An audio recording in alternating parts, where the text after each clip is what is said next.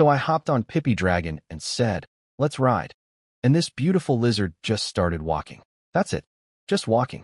And every single gray louse lizard within range, boom, boom, boom, popping like popcorn.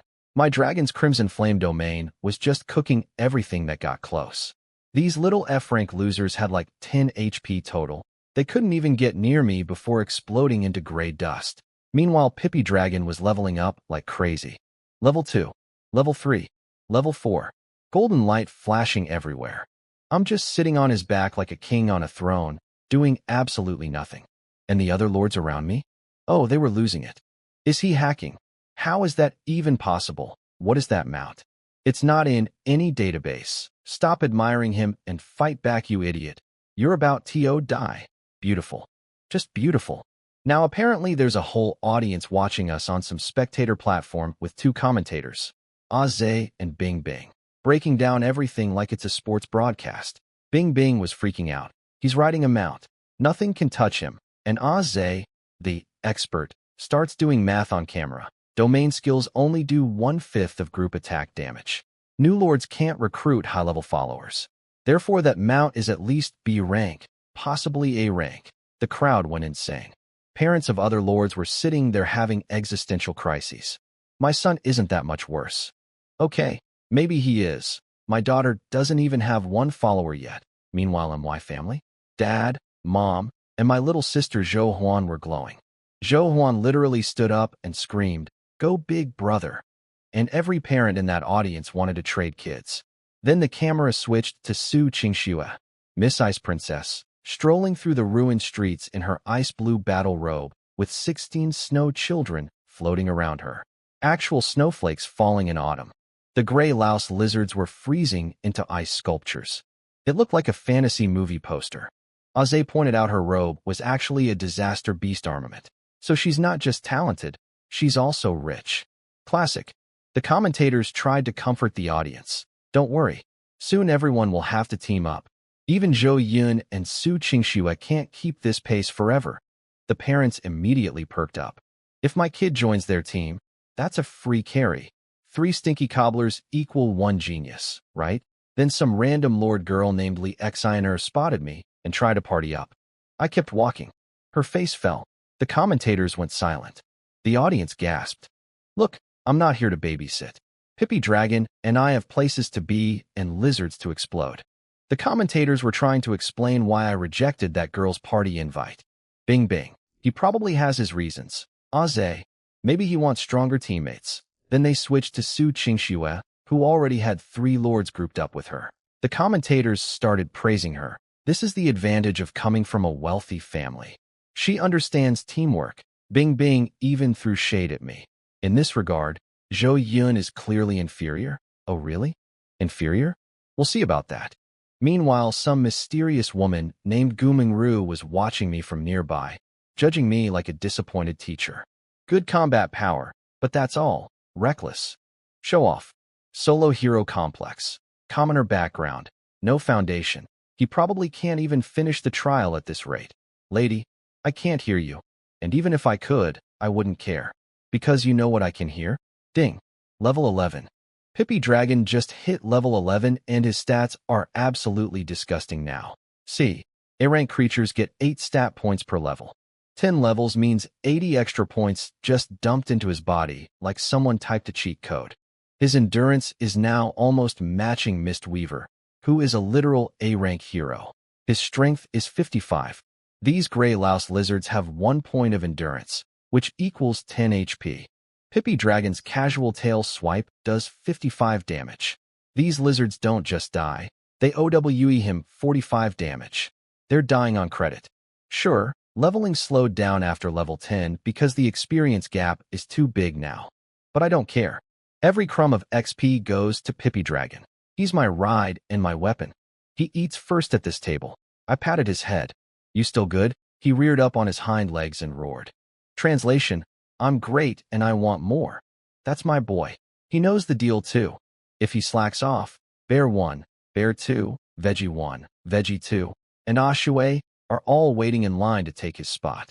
Competition breeds excellence, even among my monsters. That Gumingru woman was still watching me like a hawk.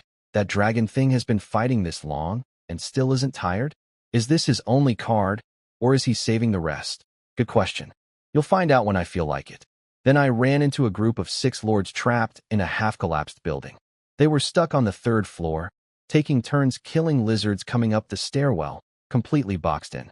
One of them spotted me and instantly fanboyed out. That's Cloud Bro. It's definitely Cloud Bro. His kill speed matches the scoreboard exactly. He didn't even ask his teammates' opinion before waving at me. Cloud Bro, we're stuck. Help US please. Misjudge everything. Gumingru shook her head, asking him, wrong guy. I patted Pippi Dragon's head. Over there, buddy. Pippi Dragon turned toward the building. The fanboy nearly launched himself off the 3rd floor from excitement. Cloud Bro is coming. Cloud Bro is saving US. That's right. I rejected the solo girl earlier, but 6 people trapped in a building about to die? Different situation entirely. I'm not heartless. I'm strategic. There's a difference. The commentators were so sure I was finally going to team up with those 6 trapped lords. Bing bing. He's approaching. He must be forming a team. Aze, his mount needs rest. Teaming up is inevitable. The parents in the audience were already celebrating. My son knows Zhou Yun. They're teaming up. My daughter's in that group.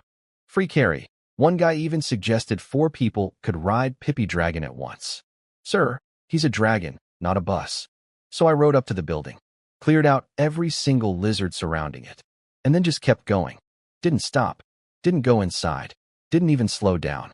The lizards around you are clear now. Good luck with your trial. And I left. 6 faces.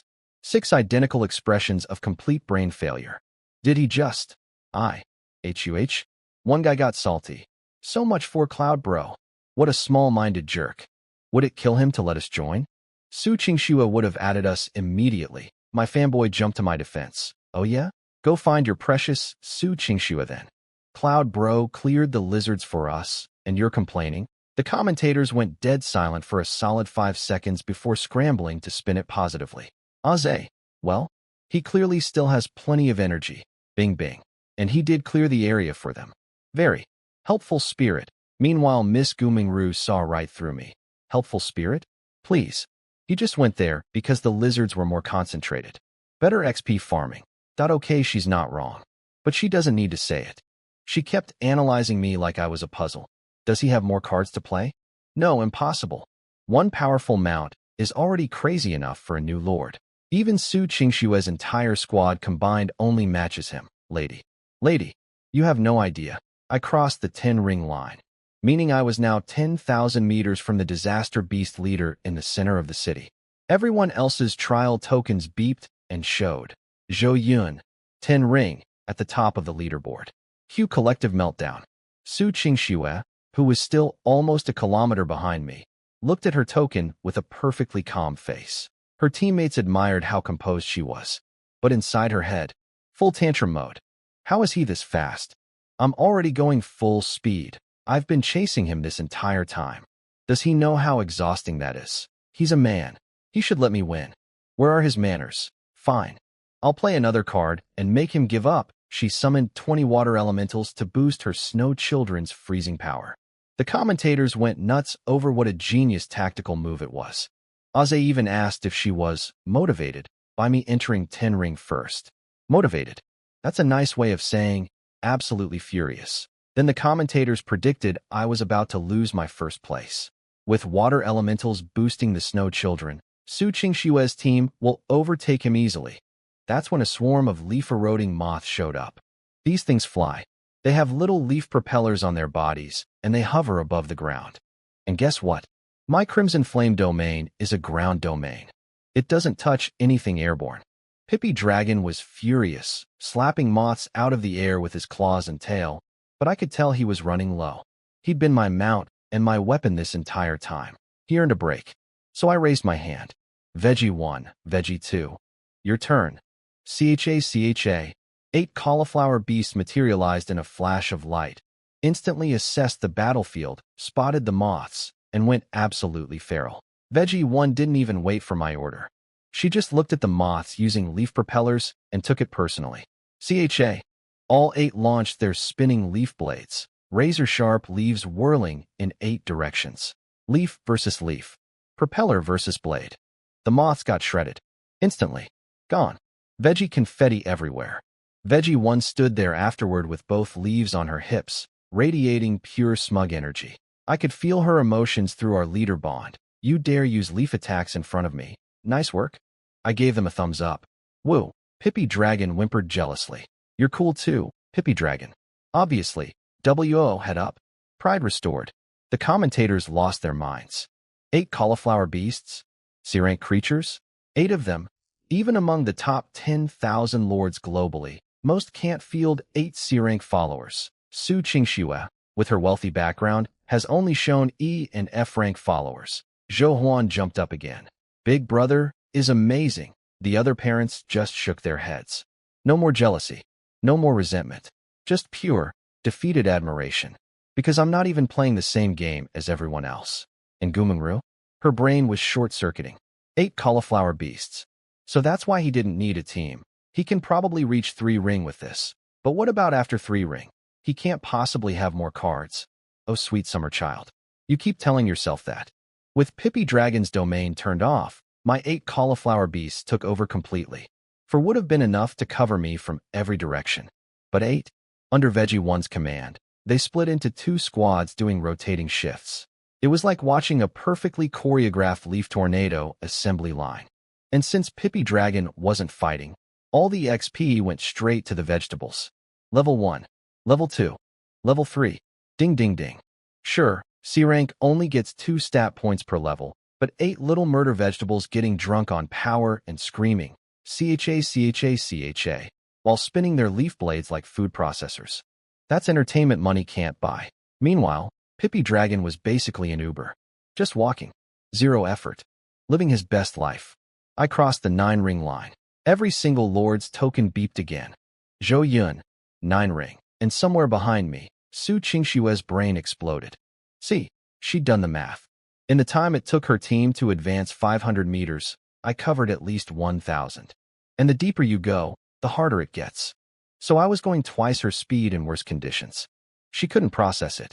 Her whole strategy was perfect. She'd been collecting lords with healing abilities, stamina recovery, speed buffs. Her team boosted her efficiency by 70%. On paper, she should be catching up. Her followers were worshipping her composure. Su Qingxue is so calm. Not even phased. This is what a true master looks like. That Zhou guy rushed ahead. Uffed, he'll crash and burn. Meanwhile, inside Su Qingxue's head, he's still faster than me? With my optimized team, should I use my final trump card? I was saving it for the boss. But if I don't use it, he'll stay ahead forever. Ugh. Cold aloof men are the worst. I'm sorry, what? I'm not being cold and aloof. I'm just walking forward. On a dragon. With vegetables. How is that aloof? The commentators were having the time of their lives framing this as an epic rivalry. Aze, it's lone wolf versus leader. An unprecedented showdown. Bing bing. In any previous year, either one of them would have easily taken first place. Aze went on some deep analysis about how lone wolves are brave, but have low error tolerance and weak endurance. Very philosophical. Very wrong. Bing Bing's counterargument for why she was betting on me? Because he's handsome. Aze, okay then. I appreciate you, Bing Bing. Then suddenly 2 random lords, Mu Yu and Liang Kuan, appeared on the scoreboard at 6 ring. They skipped rings 10 through 7 entirely. Turns out Liang Kuan found a teleportation array and repaired it against his partner's wishes. It zapped them straight to ring 6. Mu Yu was not happy about this decision. I told you not to fix that thing. Now look where we are, Liang Kuan, completely calm. With our limited strength, we needed a shortcut. Besides, the XP here is way better. Mu Yu looked over the wall at what was waiting below. Cool. Now look at those jaw-crusher corpse bears down there and say that again. Liang Kuan did not say it again. Meanwhile at ring 6, those 2 idiots Mu Yu and Liang Kuan were having a really bad time. Liang Kuan looked over the wall and his face went white. This is only ring 6. Why are there so many E-rank jaw-crusher corpse bears? Mu Yu is already running back to the teleporter. Forget why, just send us back. Can't. It's one way. Beautiful. A one-way ticket to death. Liang Kuan really outdid himself. Back on MY end, Veggie 1 hit level 11 and celebrated by doing 2 little victory spins in front of me. I patted her leaf. Good girl, she was so smug about it. I crossed into ring 6 and checked the scoreboard. Wait, second place is Muyu. Third is Liang Kuan. They jumped straight to 6. And Su Qingxue, who'd been grinding her teeth chasing me this whole time, got bumped to 4th because rankings count ring number 1st. She was in ring 8. 2 random guys teleported past her. I genuinely felt a little bad for her. She was probably having an aneurysm. I was about to keep pushing toward the center when my token beeped. Friend message. Liang Kuan. Zhou Yun, I see you're in ring 6. Can you help? We're about to die. I replied instantly. On my way. Then another message popped up. From Muyu. Whatever you do, don't go west. Huge pack of Jawcrusher corpse bears. Also, do not respond to anyone named Liang Kuan. He ruined my life. I stared at both messages side by side. These two are definitely together right now. But here's the thing, Jawcrusher corpse bears? Earrank peak? That's not a reason to avoid the west. That's a reason to go west. More XP for my babies. Pippi Dragon. That way. W.O. The commentators caught on immediately. Zhou Yun suddenly changed direction. He's heading toward Muyu and Liang Kuan. Bing bing. Will he actually help though? Based on his lone wolf track record. No idea. This makes no sense. He shouldn't even know they're there. In the audience, Muyu and Liang Kuan's parents were on their feet begging. Please help them. My son will repay you.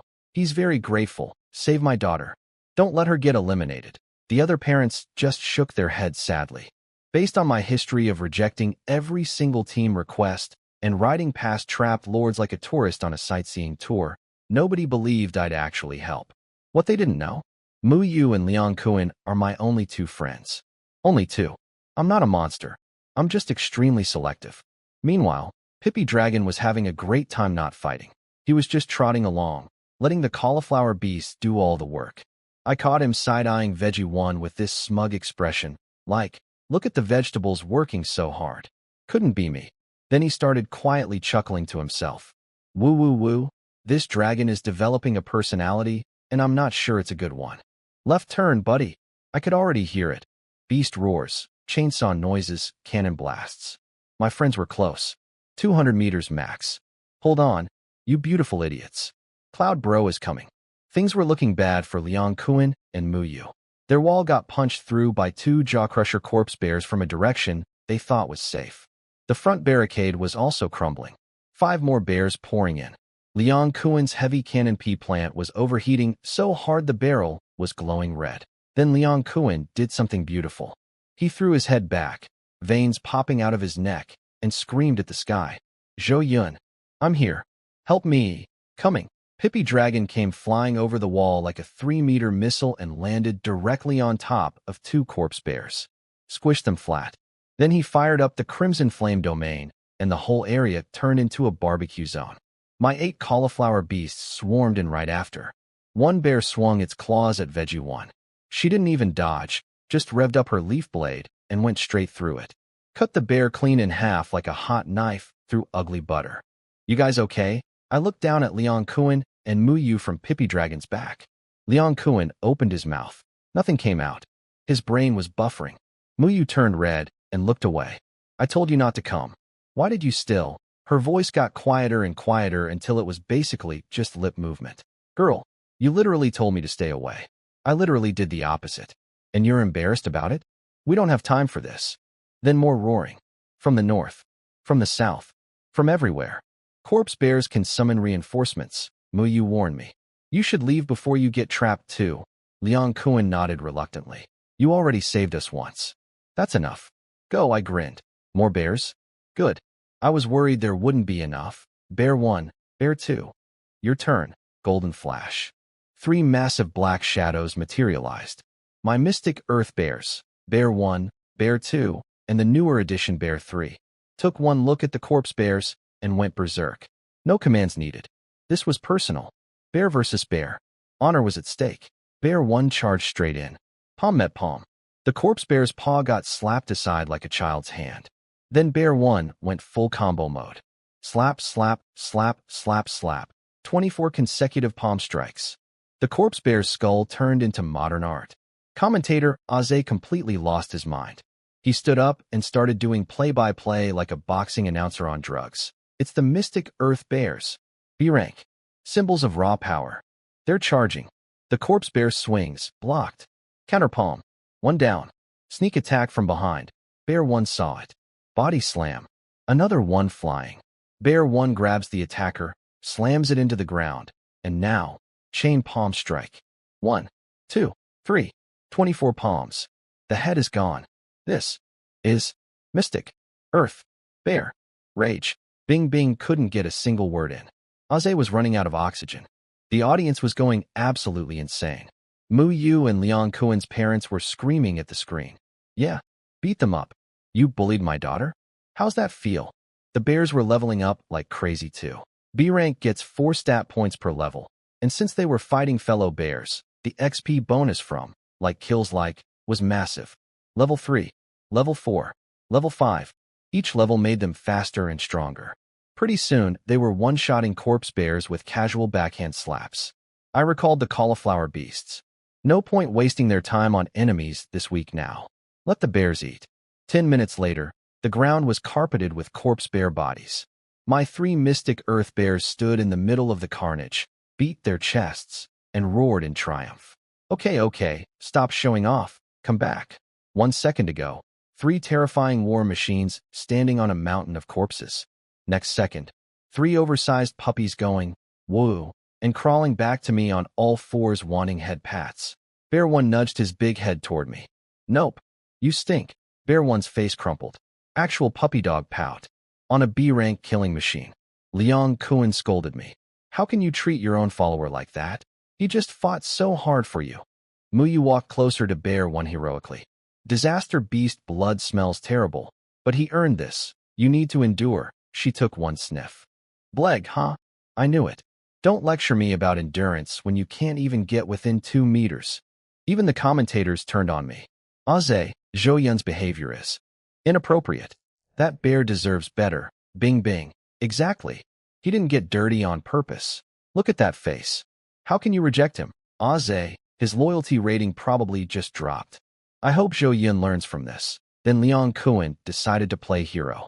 He pulled a fish out of his lord's space and waved it at Bear 1 in a baby voice. Here, fishy want a treat.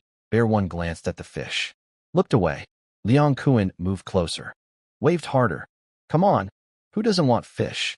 Bear 1 still ignored him. Liang Kuan moved even closer.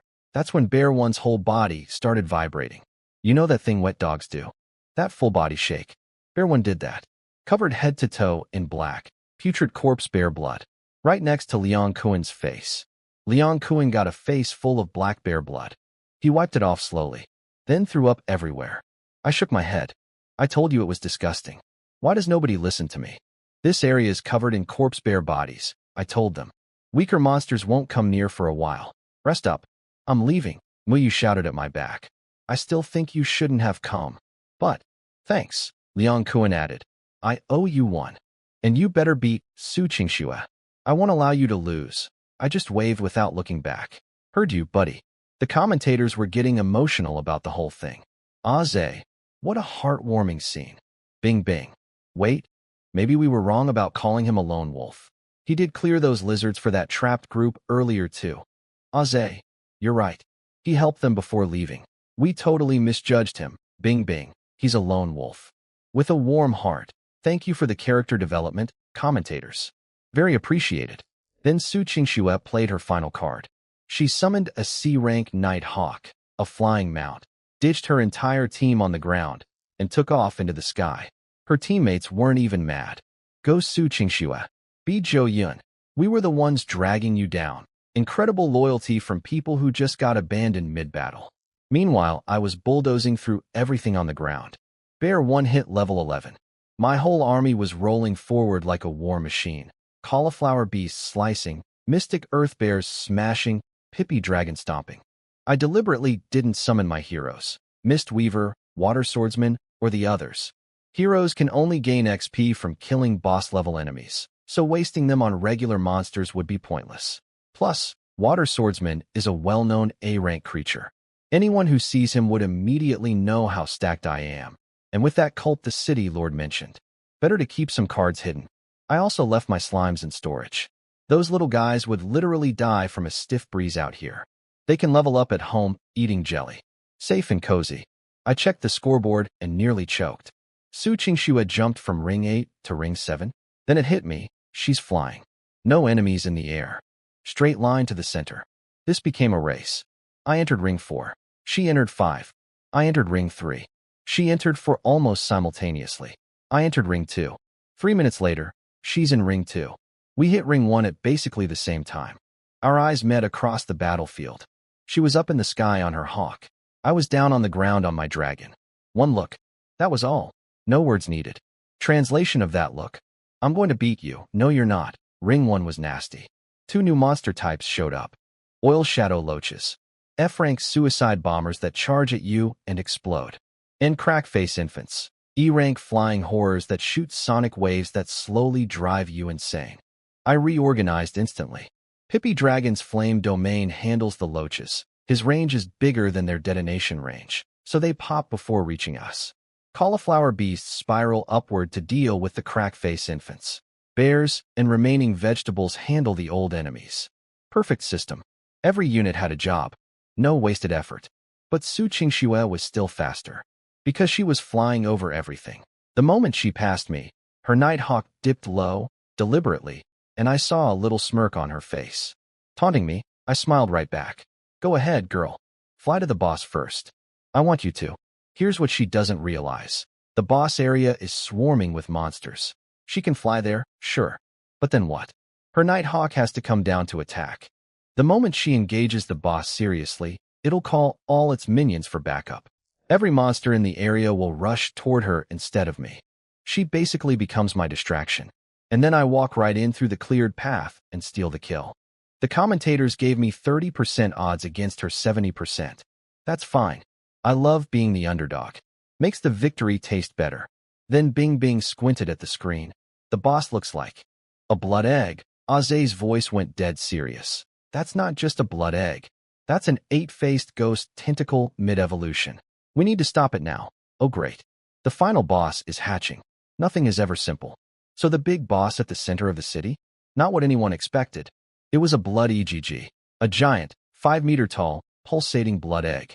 The 8-faced ghost tentacle was mid-evolution, going from E rank to D rank, and it was eating every monster nearby to fuel the process. Black-red blood vessels crawling across the ground, the egg breathing and expanding like the world's most disgusting lava lamp. Meanwhile, up on some ruined skyscraper, Gu Mingru, who I now learn is Su Qingxue's Elam, and also the guardian watching over this whole trial, was panicking into her earpiece. The boss is evolving. Should I intervene? Command. Keep watching. Stand by. But my daughter. Stand by. Yes, sir. Tough day to be a helicopter parent with orders. Su Qingxue tried attacking first. Her Nighthawk shot an ice ball at the blood egg. It hit. Made a little dark spot. The dark spot disappeared in 2 seconds. Completely healed. She tried the flash summon trick, calling out snow children and water elementals for a split second to create snowfall, then instantly recalling them because the hawk is too small to carry passengers. The snow fell on the egg. More dark spots appeared. More dark spots vanished. She couldn't outdamage its regeneration. The thing was eating surrounding monsters to heal itself. Infinite health potion buffet. Then the egg fought back. Massive tentacles, black-red, thick as tree trunks, started whipping through the air like angry octopus arms. One nearly swatted the Nighthawk out of the sky. Then a second tentacle. Then a third, fourth, fifth. The egg was growing bigger and shooting out more tentacles while simultaneously trying to murder Su Qingxue. Her hawk was screaming, dodging frantically, running out of stamina fast. The Snow Children's attacks couldn't even slow the tentacles down. I used probe on it. 8-faced ghost tentacle. Mid-evolution. ED rank. Level 1. Endurance, 23. That's 2,300 HP. Plus it regenerates by eating monsters. Plus it has a skill called Pain Whip that uses all its tentacles at once. The only real problem was the health pool. Everything else, manageable. But Su Qingxue was about to get slapped out of the sky, and if her mom's squad stepped in, nobody gets credit. Full speed, I ordered. Pippi Dragon stopped caring about anything. Oil shadow loaches exploding against him? Didn't matter.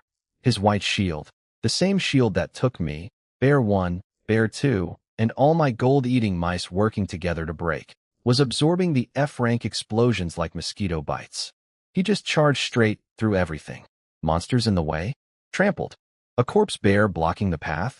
Pippi Dragon head-butted in the chest and sent it flying. The commentators lost it. Ozzy, that corpse bear just got launched. His mount is even stronger than the mystic earth bears. He was hiding his power this whole time. Bing bing. He's rushing to save Su Qingxue, a hero saving a beauty. Cold exterior, warm heart. I appreciate the narrative, bing bing, but I'm not saving anyone. I'm saving my kill credit. Big difference. Up in the air, Su Qingxue saw me charging through explosions, and her brain did something. Is he trying to help me? Rushing through damage just to get here faster. Could it be? Beneath that cold exterior, there's a gentle heart. Wait a no. What am I thinking? I shouted up at her. Stop daydreaming. Hold on a little longer. I'm almost there. Okay, she answered instantly.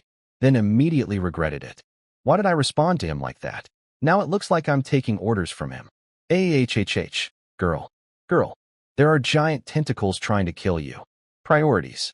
Pippi Dragon leaped onto a stone pillar, then launched off it onto the staircase, and we burst into the central plaza. The blood egg was right there. Enormous. Disgusting. Pulsating. Pippi Dragon went into final sprint mode. Everything in front of him doesn't exist. Lizards, moths, babies, loaches, bears, launched, trampled, ignored. He was a freight train with scales. Bear 1. Bear 2. RORR. My 3 mystic earth bears split. 2 right, 1 left. Charged on all 4s, slammed their front paws into the ground, used the momentum to launch themselves into the air, and brought their fists down on the 5-meter blood egg. Let's dance, ugly. My 3 bears raked their claws across the blood egg and ripped off huge chunks of flesh. Black-red blood sprayed everywhere, coating them head to toe. Bear 1 sniffed himself. His eyes went red, not from bloodlust, from trauma. I just told him he stinks and refused to pet him. He finally got the smell off, and now he's covered in even worse gunk? RORR. He went absolutely berserk on that egg. Full combo palm strike. 41 strength times 300% skill coefficient equals 123 damage just from him alone. Bear 2 and Bear 3 added another 228. Total first wave, 356 damage. The egg's HP bar moved. About 1/6. This thing has 2,300 HP. Of course it does. Dodge. Su Qingxue screamed from above. I already felt the wind pressure. Pull back. Every one of my units jumped away, just as all 8 tentacles slammed down simultaneously. The ground exploded. Monster parts and rocks everywhere. Then the egg did something disgusting. It inflated like a balloon, swallowed every monster nearby, squirmed around for a second, and shrank back to normal size. HP bar jumped right back up.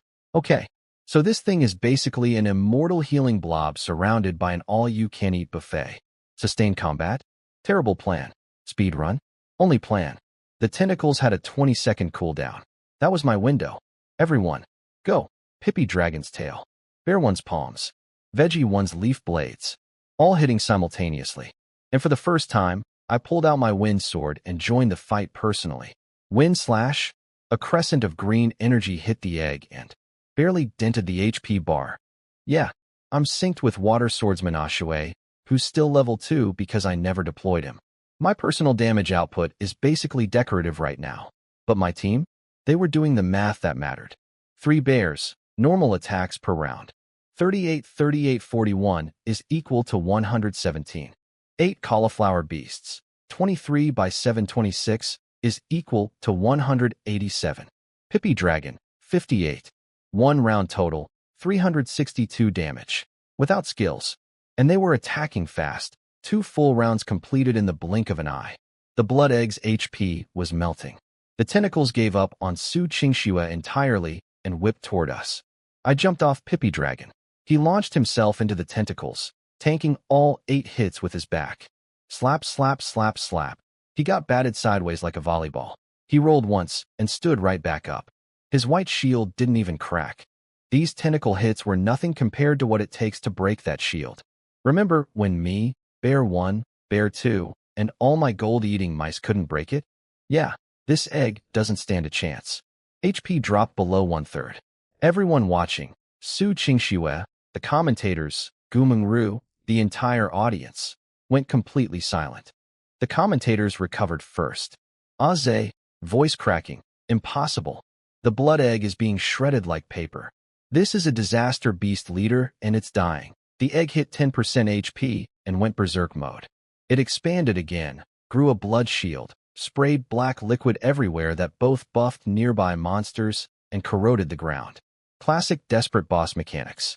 I sent the cauliflower beasts to massacre every monster around the egg so it couldn't eat them to heal. Veggie Squad activated spinning leaf blades and went full lawnmower mode. The egg tried to absorb and got nothing. 0 healing. Beautiful. But that blood shield was tough. My bears and I kept hammering it, and it wasn't breaking fast enough. That's when Su Qingxue decided to help. Her Nighthawk fired an ice ball at the blood shield. I swatted it away with my sword. You trying to steal my kill? I gave her one cold look and went back to attacking. Her face turned the color of a tomato. Now look, I know she wasn't trying to steal it. She probably just wanted to help break the shield before something went wrong. But you know what? That kill credit is mine. I did all the work. I pushed through 10 rings of monsters. I tanked explosions.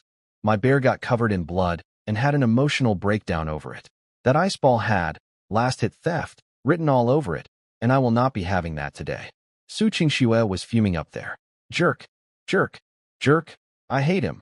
I was trying to help. UGHHH. She didn't say any of this out loud, but I could practically feel the rage radiation from 30 meters up. Then, crack. A fracture line appeared across the blood shield. Almost there. The blood shield cracked. My bears and vegetables went feral. The egg's tentacles flailed wildly, all 8 slamming down in pure panic. Pippi Dragon tanked every single hit without flinching. His white shield didn't even scratch. Then, my sword pierced through. HP bar, 0. The tentacles collapsed. The blood egg started spraying black blood everywhere like a popped water balloon. And across the entire city, every single monster dropped dead simultaneously. Yeah, the audience, the commentators, the Guardian Lords, everyone cheered. Not just for me, but because we stopped the evolution. If that thing had finished upgrading to D rank, it would have been a completely different fight. My final score? 62,743 merit points. The commentators started doing the math and nearly fainted. Bing bing, 600 units of C-rank materials. At minimum 100,000 credits each. That's 60 million credits. Aze. It would take me 30 years to earn that much. Bing bing. You're a veteran lord comparing yourself to a rookie. That's sad. Aze, Su Qingxue got 4,000 merit just from regular kills though. So I'm going to go self-destruct now. Meanwhile, across the city, lords were arguing about it. Cloud Bro is a god. Su Qingxue lost? He must have stolen the kill. I refuse to accept this. My fanboys versus her fanboys. Beautiful drama. Now, 2 things dropped from the dead egg. First was a disaster beast core, the proof of my kill and the key component for crafting disaster beast armaments. Expected. Second was weird. A milky white gemstone fragment. I used probe. Jade Lake Crystal, damaged. E rank, originally D. Full version can massively boost XP and trigger disaster beast evolution. Current fragment only gives some XP. Wait, evolution for disaster beasts? That's not the same as monster evolution. Monster evolution just changes appearance and skills. Disaster beast evolution raises their rank. Someone deliberately fed this crystal to the 8-faced ghost tentacle to force its mid-trial upgrade. Who would? Careful. Cult members. Fall back. Gumingru's voice exploded from behind me. I looked up. A black vortex had appeared in the sky. Oh my, my precious baby got killed before it could even hatch. How sad. A creepy pretty boy in a red and black robe floated out of the vortex, voice dripping with fake sweetness. Which lord was so mean to my little pet? He looked at me. Was it you? Then he turned into a human missile and shot straight at my face. How dare you? Gumingru and 2 other guardian lords ordered their followers to intercept. But my bears were faster.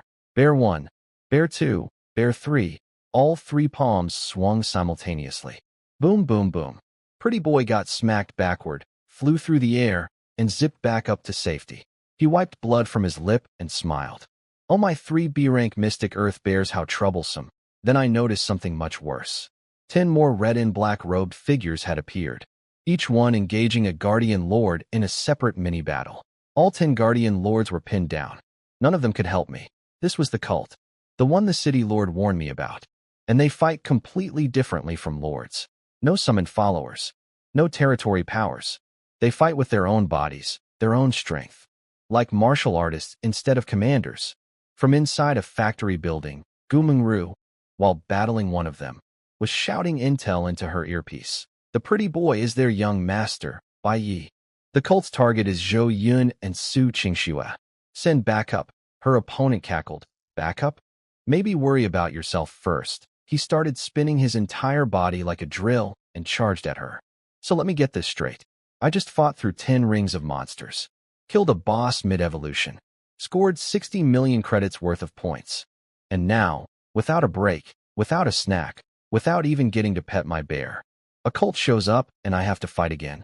And their leader is a creepy androgynous pretty boy who talks like a Disney villain? This trial is so not in the brochure. Su Qingxue opened the fight by shooting an ice ball at pretty boy Bai Ye's back. Sneak attack. He sliced it apart with a hand chop, without looking.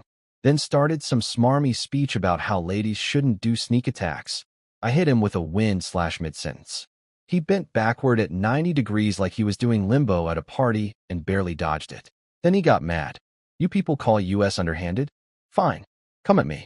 Both of you. Full power. Entertain me. He punched the air, black energy exploded outward, and every single dead monster on the ground stood back up. Oh, come on. He can resurrect disaster beasts? That's not even a power that should exist. The zombie army swarmed me. My bears and vegetables formed a protective circle. Pippy Dragon scooped me back onto his back. Standard defensive formation. Su Qingxue shouted from above, "Don't fight them. I'll cover your escape." Bai Yi laughed. Cover? With what? He turned into a black arrow and shot at her. The Nighthawk dodged. The arrow curved and came back. It was a homing missile with hair. While all this was happening, I had a plan. I summoned water swordsman Ashue for literally 1 second, just long enough to shove the Jade Lake crystal into his hands, then recalled him instantly. 2 flashes of golden light. Nobody noticed. My logic was simple. The crystal gives XP. Ashue levels up. I'm synced to Ashue's stats. My stats go up. My wind/ gets faster. I hit Pretty Boy. Pretty Boy goes down. 3 seconds passed. Nothing happened. Come on. Then ding. Level 3. Oh, thank God. It just takes time to process. Like a slow internet connection for XP. While I waited for more levels, Su Qingxue was putting on an incredible show up there. She used her disaster beast armament, the earrings, to freeze Bai Yi solid in midair. Snowfall. Ice ball to the face. Nighthawk pecking at him while frozen. 2 seconds of free damage. He broke out. Furious. Hair everywhere like a shampoo commercial gone wrong. She froze him again. More pecking. More snow. The Nighthawk was pecking at some rather sensitive locations. I chose not to comment. He broke free looking like he'd been through a car wash full of knives. Your disaster beast armament is high rank. Using daddy's gear in a rookie trial. Is this the great Han nation's dignity? Su Qingxue raised her hand again threateningly. Bai Yi flinched and dodged. Nothing happened. She was bluffing. She'd used up all her freezes. That raised hand was pure psychological warfare. You're dead. Bai Yi transformed into a halberd, not an arrow, a halberd, and chased her at even higher speed. 3 slashes. Su Qingxue's arm, leg, and waist, all bleeding. I sent a wind slash to interrupt the 4th strike. He dodged it easily, but it bought her a moment. Here's what frustrated me. She refused to land. I kept telling her to come down so we could fight together. She wouldn't. Her pride wouldn't let her play support to me. I figured it out eventually. She wanted to handle this herself. Prove she was equal or better. Wait for reinforcements and claim the glory. Fine. Your choice. But it meant I had to wait too. Every second, Ashue was leveling up from the crystal. Level 14, 20, 24. My stats were climbing. I deliberately held back on my wind slashes, making them weaker than they needed to be. I didn't want Bai Yi to notice I was getting stronger. Let him think my attacks were always this weak. 40 seconds in, Su Qingxue was covered in blood. Her night hawk was barely flying. Bai Yi, now back in halberd form, was gloating. Stupid. Arrogant. If you'd just listened to that boy on the ground and fought together, this wouldn't be so boring. Game over. Time to send you to meet your equally arrogant ancestors. Su Qingxue's eyes lit up at something he said. You're from the Niu family. He didn't confirm. Just spun toward her for the kill shot. Then, brrrr, the sound of engines. I looked toward the horizon. Hundreds of disaster beast-armed aircraft were incoming. Reinforcements. Real ones. The 10 cult members fighting the Guardian Lords immediately broke off. Their backup is here. We're out. A black vortex opened in the sky. Bai Yi stopped mid-attack. He clearly wanted to finish Su Qingxue, but wasn't stupid enough to stay. He shifted back to human form, floated above me, and called down. You weren't the main target this time. But you're interesting. Next time, let's play properly. I drew my sword. There shouldn't be. A next time, he frowned. He saw my lips move, but couldn't hear me from up there. Too bad for him. Water Swordsman, level 24. Stats fully loaded. I swung. The wind slash that erupted from my blade wasn't the weak little love taps I'd been throwing before. This one was a beam, a massive crescent of green energy screaming straight at the sky. Surprise, Pretty Boy. This sword strike? I'd been planning it since the moment I realized Pretty Boy could fly, and I couldn't reach him. Every weak wind slash I threw earlier? Deliberately pathetic. Every time I missed. Calculated. I was sandbagging, hiding the fact that Water Swordsman Ashue was leveling up to 24 behind the scenes, pumping my synced stats to disgusting levels. Ashue stopped leveling 10 seconds ago. Crystal used up. My strength was now 81. Wind slash does 300% damage. That's 243 points in one hit.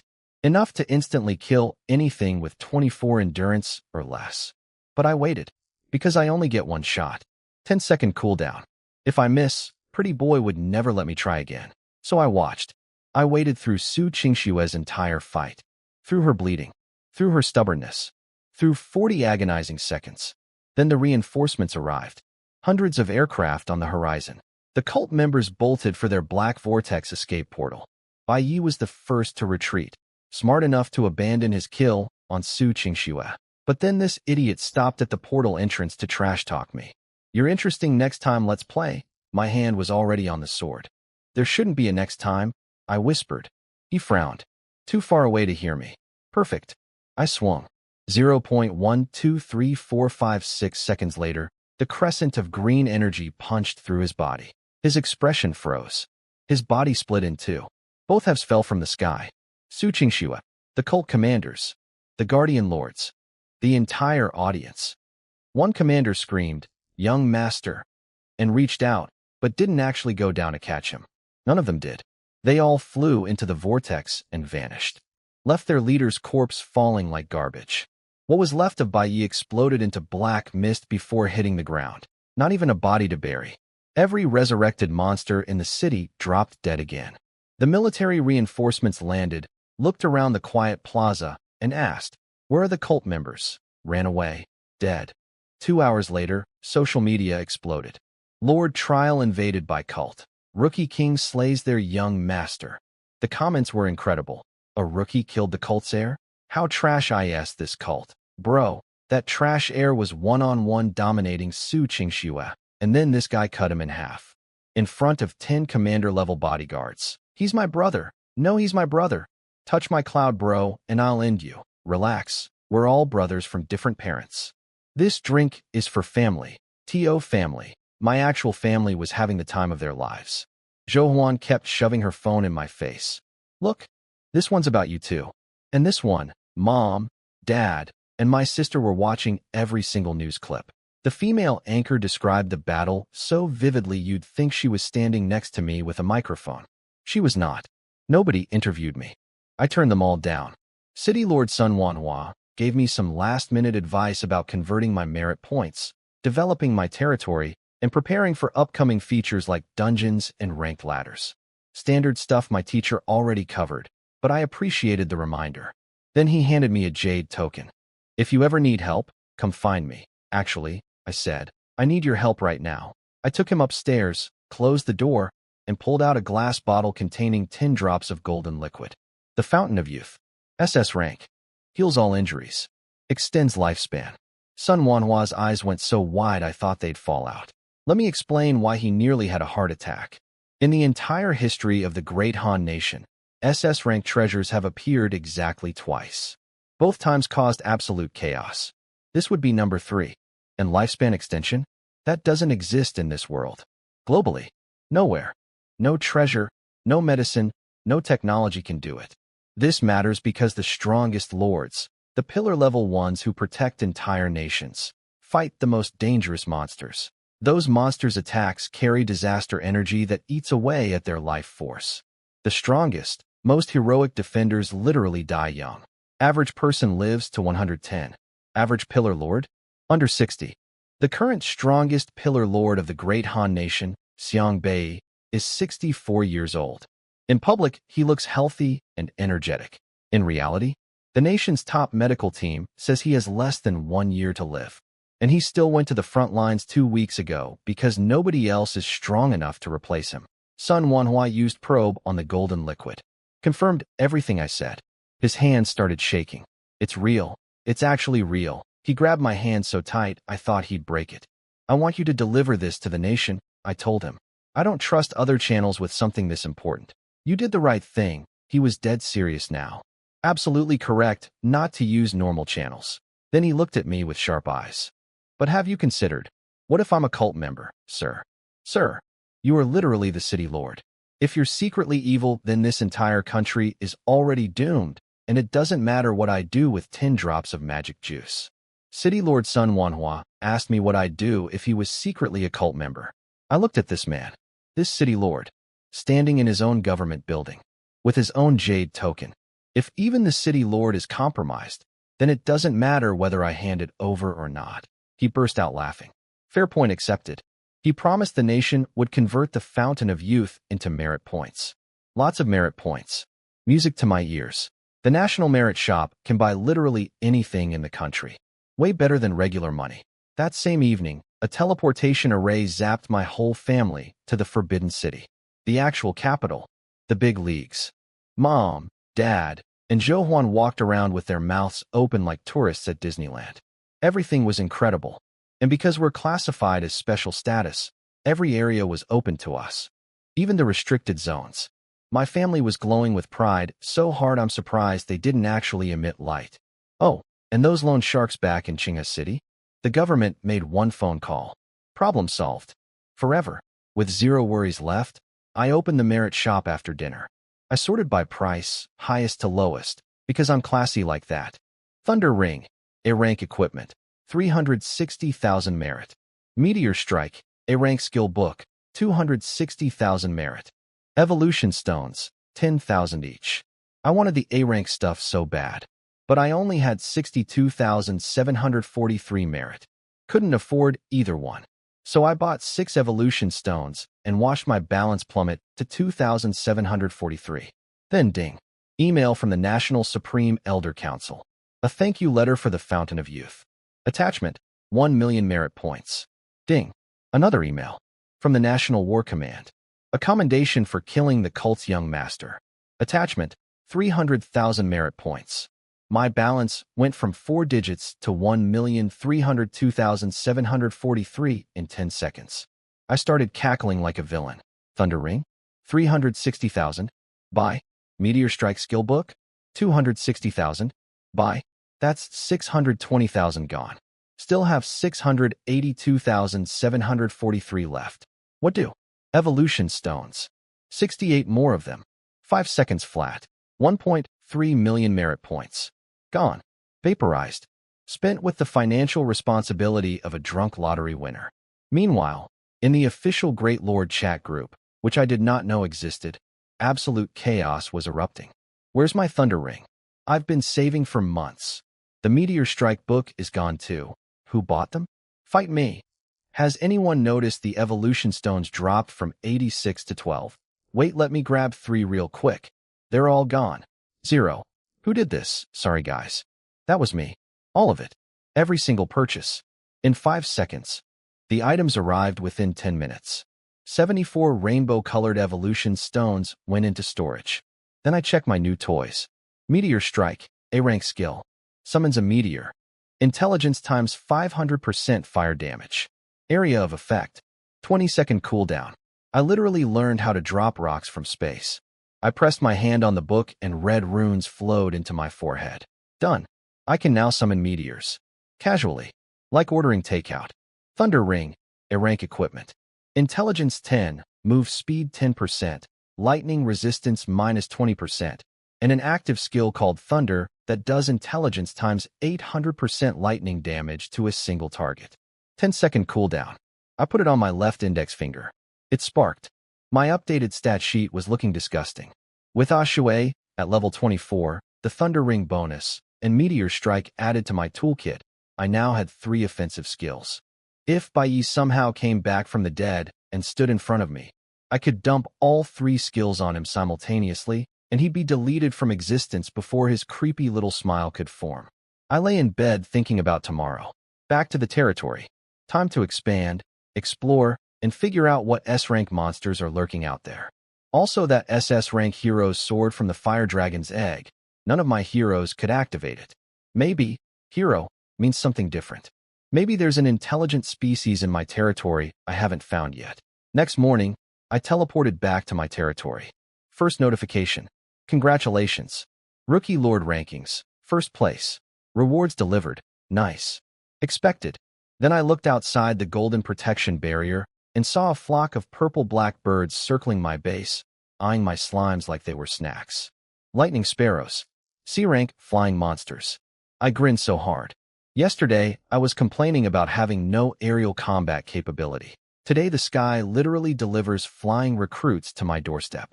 Before I left, these birds would have been a real problem, no anti-air options. But now, with Meteor Strike, Thunder Ring, and everything I picked up, ha. Welcome home, little birdies. You just don't know your mind yet. First things first, I used probe on the lightning sparrows outside my base. C-rank, level 3, all 13 of them. Their favorite food? Thunder element slimes. Which are MY slimes. Standing right there. Trembling. These birds have been pecking and zapping my golden barrier for who knows how long, trying to get to my little jelly babies. Obsessed doesn't cover it. I watched the protection timer count down. 3, 2, 1. The golden barrier dissolved. Chirp, chirp. The sparrows dive-bombed toward my slimes like kids rushing a candy store. Capture them. Don't kill. My entire roster exploded out of their houses simultaneously.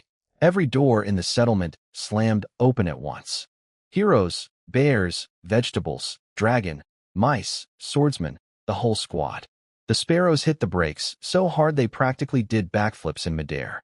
They took one look at my B-rank bears and A-rank water swordsmen and went, nope, at maximum volume. Turned around instantly. Survival instincts, excellent.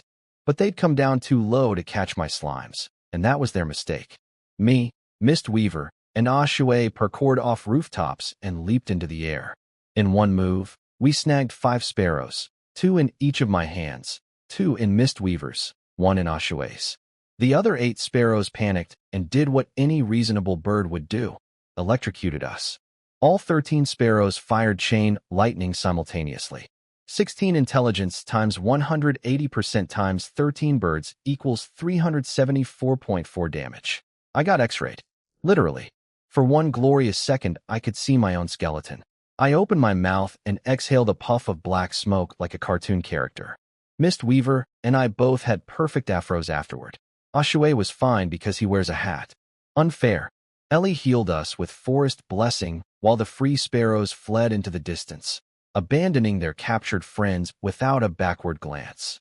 Cold-blooded birds. The 5 captured sparrows? They went full drama. Heads tilted, tongues out, eyes closed, playing dead. Oscar-worthy performances. Truly, I would have been fooled if I couldn't literally see their health bars still showing they were alive. I flicked one on the forehead. Duong, it had 80 HP. My strength is 97.2. That one flick took 80% of its health. The sparrow immediately stopped pretending, curled into a terrified ball, and gave me the most pathetic puppy eyes a bird has ever produced. Conversion time. 3 militia conversion talismans later, 3 sparrows were officially mine. I named the leader, Sparkle. Sparkle immediately started chirping demands at me. Translation: we're starving. Feed us thunder element food or we riot. I checked my inventory. Fire minerals? Tons. Earth minerals? Plenty. Thunder minerals? .0. Thunder plants? Don't even ask. Veggie 1 brought over some regular fruit. The sparrows ate it like children being force-fed vegetables, technically chewing, spiritually dying. This was a problem. Unhappy food means dropping loyalty. I can't have my brand new Air Force deserting because the cafeteria sucks. Where did you eat before? I asked Sparkle. She launched into an elaborate performance involving wing flapping, sound effects, and what I think was an impression of a dragon. The story: they used to have a territory with thunder element plants and wild slimes. Then the Crimson Fire Dragon showed up, and they hid for days. When the dragon finally left, and they went home, 3 massive flying thunder-type creatures had taken over their old spot. Bigger, stronger, same diet. The sparrows got evicted. Homeless and hungry, they found my base full of delicious-looking thunder slimes and thought, jackpot. 3 powerful flying creatures. I rubbed my chin and smiled. I came here wanting an Air Force. Got sparrows. Now there might be something even better out there. This day keeps giving. But first, I had unfinished business. The B-rank hero summoning stone from my first place rookie reward. Still unused. I stood in the center of my territory, held the purple crystal in both hands, and thought about what I needed. Please not combat type. I have enough combat. Give me literally anything else. Administration. Research. Diplomacy. Anything. I threw it into the sky. Purple light exploded. Ripples spread. A portal materialized on the ground. First thing I saw, a pair of elegant moon-white cloud shoes stepping through. Then a dark blue floor-length skirt. A black embroidered sash. A white traditional blouse. And finally, a face that looked like it belonged in a classical painting. She had her hair pinned up with a jade hairpin, a white jade ring hanging at her waist, and she carried a folding fan. Everything about her screamed, ancient scholar who could run your entire kingdom while composing poetry. She bowed gracefully. Wenji, greeting the Lord. I checked her stats and my jaw nearly detached. B-rank hero. Intelligence, 86. Spirit, 88. Both higher than my A-rank hero Mistweaver. Her talent, stable governance, gives all followers 5 daily loyalty, cap 90, plus 10% work efficiency, 10% learning efficiency, and 10% XP gain. For everyone. Passively, her skill lets her see everything within intelligence times 10 meters and teleport with one person to any point in that range. Her hero aura gives all her soldiers 15% to all stats. If they're her special class, instructors, 30%. She's an administration hero. Exactly what I needed. Before I could even finish being excited, she asked in the most polite, professional voice, "Could the Lord please brief me on the current situation and future development plans? I'd like to begin contributing as soon as possible." She's been alive for 30 seconds, and she's already asking for a project briefing. I think I'm in love. Professionally. With her work ethic. Wenji asked for a work briefing. She'd been alive for 30 seconds. I told her everything. The base layout, my plans, the resource situation. She listened, nodding like a senior executive at a board meeting, then tapped her fan against her palm and delivered a flawless summary of my entire strategy, followed by, "May I offer some humble suggestions?" She then talked for half an hour straight. Scouting networks, construction priorities, trade routes, workflow optimization. She dissected every strength and weakness of my settlement like she'd been studying it for years. My top grades in school administration class suddenly felt like kindergarten finger painting. I made her vice lord on the spot. A silver crown materialized above her head. Every follower in the base immediately started looking at her with respect. She bowed deeply. "I will not fail you." Her loyalty jumped to 99, 99, not 100. Every other hero hits 100 when you promote them to Vice Lord. But Wenji? She's holding back 1 point. Playing hard to get. Even in loyalty stats, she has dignity. This won't do. My Vice Lord needs to be at 100 or I can't sleep at night. I took off my Thunder Ring, my brand new A-rank equipment that I just bought for 360,000 merit, and handed it to her. For self-defense, she accepted it graciously, then actually looked at it, and her face went pale. "This is too valuable. Please take it back." "I don't take back gifts." Keep it. Loyalty, 100. Through fire and water, never betray. There we go. That's what I like to see. Ellie and Whisker were visibly jealous. Mistweaver leaned against a pillar staring at the sky, pretending she didn't care. Sure you don't, Mistweaver. Sure you don't. Now business. I rode Pippi Dragon northwest with Sparkle leading the way, plus Mistweaver, Ashue, and the Thunder Slimes who insisted on coming for reasons they refused to explain. 2 hours of walking. 2 hours. Through forest, past rustling bushes, under branches full of mysterious flying creatures that had apparently returned now that the Crimson Fire Dragon was gone. Then Sparkle stopped in an empty clearing and started looking confused. What's wrong? Chirp, chirp. Chirp, chirp, chirp. You're saying this is the place, but everything's gone. Chirp. Emphatic nod. I pinched the bridge of my nose. The 3 powerful flying monsters disappeared. Fine, monsters fly away. But Sparkle was saying the terrain itself was gone too. Plants, rocks, ground, everything. How does ground run away? Then Big Thunder, my Thunder Slime leader, bounced in front of me and pointed up. I looked up. There was a floating island, thousands of meters in the sky, looking like a pancake from this distance. Chirp, chirp, Sparkle confirmed. That was her old home. Up there. Great. Wonderful. My target is literally in the stratosphere. I can't fly. Pippi Dragon can't fly. Mistweaver can't fly. Nobody can fly except the 3 tiny sparrows who are the weakest members of my entire roster. I was about to go home and call it a wasted trip when the Thunder Slimes started acting weird again. Last 3 times my slimes acted weird. I found a priceless fire crystal, the fountain of youth, and they saved my life in a mine explosion. So when slimes have a hunch, I listen. They bounced around until they found 3 oddly shaped stones. 1 cone, 1 pillar, 1 sphere.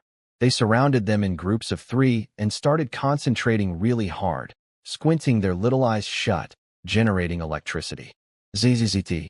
Tiny arcs of lightning appeared. The stones lit up, specifically, rune patterns carved into them. Mistweaver whispered, Thunder Rune Stones. Activated, I spun around. You know what those are? Her eyes went blank. Why do I know that? Classic amnesia moment. Thanks for nothing, Mistweaver. Then zap. A stone pedestal appeared between the 3 rune stones. Big Thunder jumped on top and showed me a lever. He tried pushing it down himself, but he's a slime. He weighs like 2 pounds. I pulled it down. Nothing happened. Then, a deep rumble from above. The floating island was descending. We backed way up. A pancake in the sky could be a continent up close. Boom. It landed. Smooth bottom, perfect fit against the ground. Turns out those 3 flying thunder monsters had accidentally activated the rune stones, then bumped the lever up, launching the entire island into space. And they just stayed up there, living their best sky life. Sparkle was losing her mind with excitement. This is it. This is home. We stepped onto the island. Mostly forest, plus 1 tall tower in the middle. No sign of the 3 birds. Sparkle led us deeper, weaving through trees, until she suddenly U-turned and landed on my shoulder in complete silence, pointing forward with 1 wing. I looked. 3 massive birds, sitting on boulders, sleeping peacefully. Left wing blue, right wing purple, eagle-like build. I recognized them instantly. B-rank wind thunder eagles. 3 of them. Asleep. I smiled the smile of a man who just found a buy 1 get 2 free sale on exactly the thing he needed most. Sweet dreams, big birdies. Enjoy the nap. It's the last one you'll take as free creatures. 3 B-rank wind thunder eagles. Sleeping. Right in front of me. Look, I could fight them fair and square. My team would win easily. But why would I do that when I have militia conversion talismans and 0 moral hesitation? I positioned Pippi Dragon, Mistweaver, and Ashue around them as backup, just in case. Then flicked 3 talismans at the sleeping birds. Done. Done. Done. 3 notification dings. 3 successful conversions. They didn't even wake up during the process. Croak. The first eagle opened its eyes and blinked at me. I blinked back. Did that eagle just croak? Like a frog? Croak? Croak? The other 2 woke up making the same sound. It wasn't a fluke. These majestic B-rank predators, these lords of wind and thunder, sound like amphibians. Their mom was apparently a toad. I named the leader Croak Croak. Because what else was I going to call him? His stats were solid. Level 5, Speed 33 with a 20% flying speed boost, and a skill called Wind Thunder Rush that does 300% strength damage in a torpedo charge. Respectable. Would be more respectable if he didn't sound like a pond. Next order of business. Peace treaty between Sparkle and Croak Croak. Whatever happened between you two before, it's over. Get along. Croak? Croak Croak tilted his head at Sparkle with zero recognition. Sparkle went ballistic, chirping and hopping and practically filing a police report. You beat us up. You stole our home. You ate our food. Croak Croak listened very carefully, tilted his head the other way, and still had absolutely no memory of it. Sparkle was about to commit murder. Enough. Croak Croak, take Sparkle to the food. She's starving. They came back with Sparkle carrying a mouthful of purple thundergrass, eyes squeezed shut in pure bliss. Food problem. Solved. Then I noticed the tower in the middle of the island. Clearly not natural. Someone built this. Croak Croak confirmed nothing else lived on the island. So I hopped on his back. He's big enough to ride, unlike my palm-sized sparrows, and we flew up. This is what I've been missing. Flight. Wind in my face. Ground shrinking below. Pure freedom. For about 4 seconds. Because the island is small and Croak Croak is fast, and we arrived before I could even finish my internal monologue about the beauty of aviation. I jumped through the tower window into an attic room. Table, chair, bed. Clear signs of intelligent life. Someone with culture and taste lived here. On the table, a journal filled with beautiful unknown script. Every page formatted like diary entries. On the last page, a drawing of 3 towers with a lightning bolt between them and plants underneath. No idea what it means. Taking it home. I also found 2 small dresses with holes in the back. For a tail. So whoever lived here was a small, tailed, literate female creature who kept a diary and had nice handwriting. This planet keeps getting weirder. Then my Lord interface pinged. 2 new features unlocked. The ladder, PvP rankings, and dungeons, coming soon countdown. The ladder was huge. Weekly rankings where top 3 get permanent aura buffs, and the shop sells hero summoning stone fragments. I set a teleport beacon on the floating island and warped home. Wenji greeted me the moment I landed. Welcome back, my lord. The settlement was already buzzing with activity under her management. Incredible woman. Worth every merit point of that thunder ring. I went to my room and opened the ladder. It had been live for 5 minutes. Lords were already complaining everywhere. Got matched against Mu Yu's Sawtooth Beast. 1/ and I'm dead. Leon Cohen's cannon one-shot me. Screen went black. Where's Cloud Bro? Nobody's matched him yet. I want to fight Cloud Bro. Let him crush me. Oh yeah, bro. You good? I hit match. Finding an evenly matched opponent. Match found. Zhou Yun level 5 versus Lu Tiantian level 2. I appeared on a dueling platform. My opponent, a girl named Lu Tiantian, was frozen solid across from me. Her internal monologue was practically visible on her face. Evenly matched? I call BS. Countdown. 3, 2, 1. Go. I summoned Mist Weaver, Pippi Dragon, Bear 2, and Veggie 1. Lu Tiantian watched 5 killing machines charge at her and surrendered so fast her white flag created a breeze. Match over. Zhou Yun wins. That was unsatisfying. Match 2. This time a guy? I waved at him friendly-like during countdown. Even smiled. I surrender. Match over before it started. Again. Am I that scary? I didn't even go all out. Maybe my lineup was too intimidating? Fine. Match 3. I'll only summon 1 cauliflower beast. Just Veggie 1. Alone. How threatening can a single vegetable be? My opponent saw just 1 C-rank creature and got hyped. Cloud Bro. Let's go. He charged in with 3 E-rank happy beasts. Veggie 1 used Spinning Leaf Blade. 1 move. Silence. Everything died. Match over. I stared at the victory screen. Maybe the problem isn't my lineup. Maybe the problem is that everything I own is overpowered. 24 matches in. 24 wins. 0 actual fights. My ladder experience so far was like bringing a flamethrower to a pillow fight. Most opponents surrendered the instant the countdown hit 0. The ones who didn't? 1 Spinning Leaf Blade from Veggie 1, and it was over. I stopped summoning anyone else after match 2 because it felt like bullying. The Lord Circle chat was a disaster zone. Cloud Bro only sent 1 cauliflower beast, and I still got destroyed. I thought I had a chance. It was just a vegetable. Then the vegetable turned into a blender. Everyone just surrendered to Cloud Bro immediately, so he ranks up faster. He needs to fight the top players, not us. Agreed. We're doing this for the greater good. This definitely isn't targeting anyone specifically. So now lords were speed surrendering to boost me up the rankings. I didn't ask for this. I didn't organize this. But I wasn't going to complain either. Then I matched against Leon Cohen. Rank 4. My buddy. He messaged me before the countdown. Don't hold back. Full power. All right, man, you asked for it. I summoned my trial lineup. 8 cauliflower beasts, 3 mystic earth bears, and Pippi Dragon. Leon Cohen summoned 13 units. 4 pea shooters, 2 ice pea shooters, 3 tall nuts, 3 machine gun peas, and 1 heavy cannon pea. Wait, is this Plants vs. Zombies? Fire, he commanded a volley. 10 peas hit Bear 1 and dropped a third of his HP. Okay, that's actually decent. His plants were clearly leveled up from the trial. Then the heavy cannon fired a watermelon-sized black cannonball. Bear 2 jumped up and slapped it. Got blown backward. Lost a fifth of his HP. But he saved Bear 1 from taking more damage. Here's the thing about Leon Cohen's army. It has 0 mobility. Everything is rooted to the ground. Literally. They're plants. My bears figured out the rotation on their own. Bear 3 tanked the piece. Bear 2 intercepted the cannon. Bear 1 saved stamina for the frontline crash. No commands from me. Pure B-rank battle IQ. They reached the tall nuts, Leon Cohen's defensive wall. The tall nuts puffed up heroically, blocking for their comrades. Brave little guys. Lasted about 8 seconds. Once the nuts cracked, the shooters behind them were completely exposed. Veggie Squad arrived and started the lawn mowing. One by one, Leon Cohen's plants dissolved into light particles. The worst part for him? Me and Pippi Dragon never even moved. We stood there watching the whole time.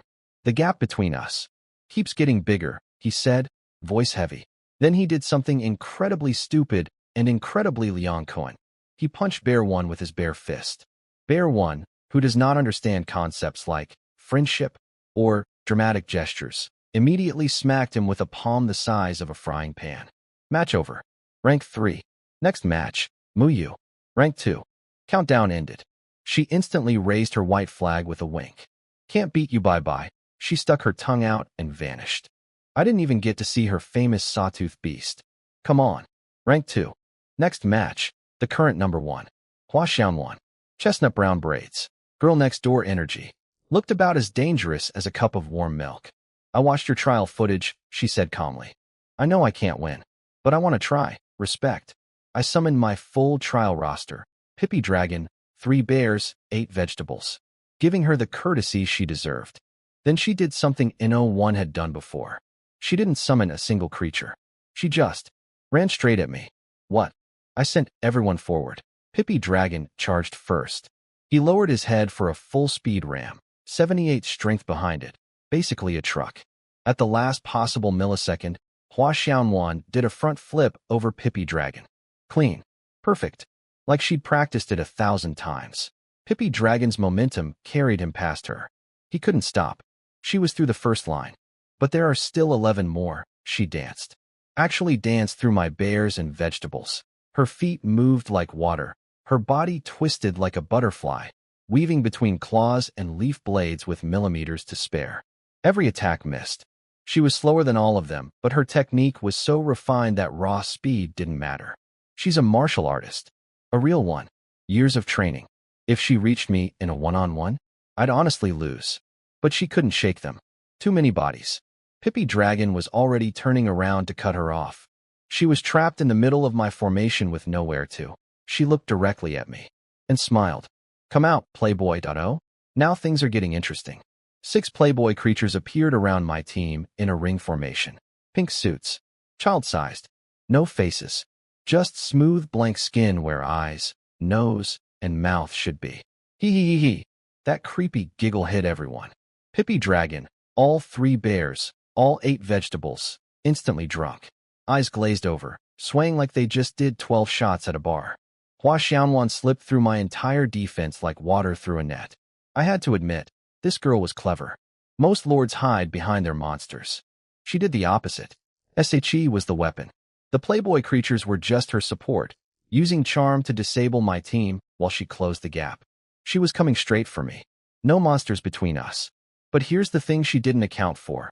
My speed is 85. Hers? Maybe 30 on a good day. Fastest martial arts in the world don't matter if you literally cannot reach me. I'm synced with a level 24 water swordsman. She might as well be chasing a sports car on roller skates. I was actually about to fight her barehanded just to test myself when she suddenly stopped 5 meters away, raised both hands, and smiled. Okay, I give up. Cloud Brother is too strong. Even up close I have no chance. But since I'm pretty decent, can I get a friend request? And maybe carry me through dungeons later? Please? She was completely surrounded by my recovering bears and vegetables at this point. She knew it was over. Smart and self-aware. Sure, I accepted. Yay, thanks Cloud Brother. She blew a kiss and raised the white flag. Rank 1. I'm the top of the ladder. I set my defense lineup. 3 bears, 8 vegetables, Pippy Dragon, and checked the ladder shop. 2,000 ladder coins total. Random hero summoning stone fragments cost 1,000 each. You need 10 fragments for 1 complete stone. That's 10,000 coins. At max earnings per week. 10 weeks per stone. And the odds? A rank hero, 1 in 10 million. C rank hero, 1%. If you're grinding guaranteed C rank through pure bad luck, 100 stones. 1,000 weeks. Nearly 20 years. No wonder my teacher kept saying heroes are almost impossible to recruit. I have 4 heroes, and that's apparently miraculous. I bought 2 fragments and called it a day. Hua Xiaonuan immediately sent a friend request with a message. Don't forget about me, face with dung. Back to real business. Evolution time. Wenji reported the evolution stone platform was ready. I called Ashui over. He was carrying lumber for construction, silent as always. The water swordsmen are the strong, quiet types of my roster. Unlike certain bears who whimper for head pats and certain vegetables who do victory dances. Step on the platform. He obeyed instantly. I placed 1 evolution stone into the left slot. White thread-like lines rose from the platform and started wrapping around his legs. Second stone. More threads. Third, fourth, fifth, sixth. A rank evolution requires 6 stones. That's 60,000 merit worth of rocks for 1 upgrade. Not cheap. Then I placed 10 cerulean crystals into the right slot, water element minerals to match Ashue's element. The white threads turned blue. The moment every thread turned blue, boom. A massive pillar of blue light erupted into the sky. AHHHH. Ashue screamed. Not in pain exactly, but in that weird zone between agony and ecstasy. His body floated up inside the light column, arms spread wide, and started changing. Broader frame, more elaborate clothing, golden patterns burning themselves into his sword, his coat, his hat. Everything becoming more refined, more powerful, more dramatic. The light faded. He drifted back down to the platform. New face, sharper, more angular. New outfit, ornate with golden embroidery. New rapier, gorgeous craftsmanship.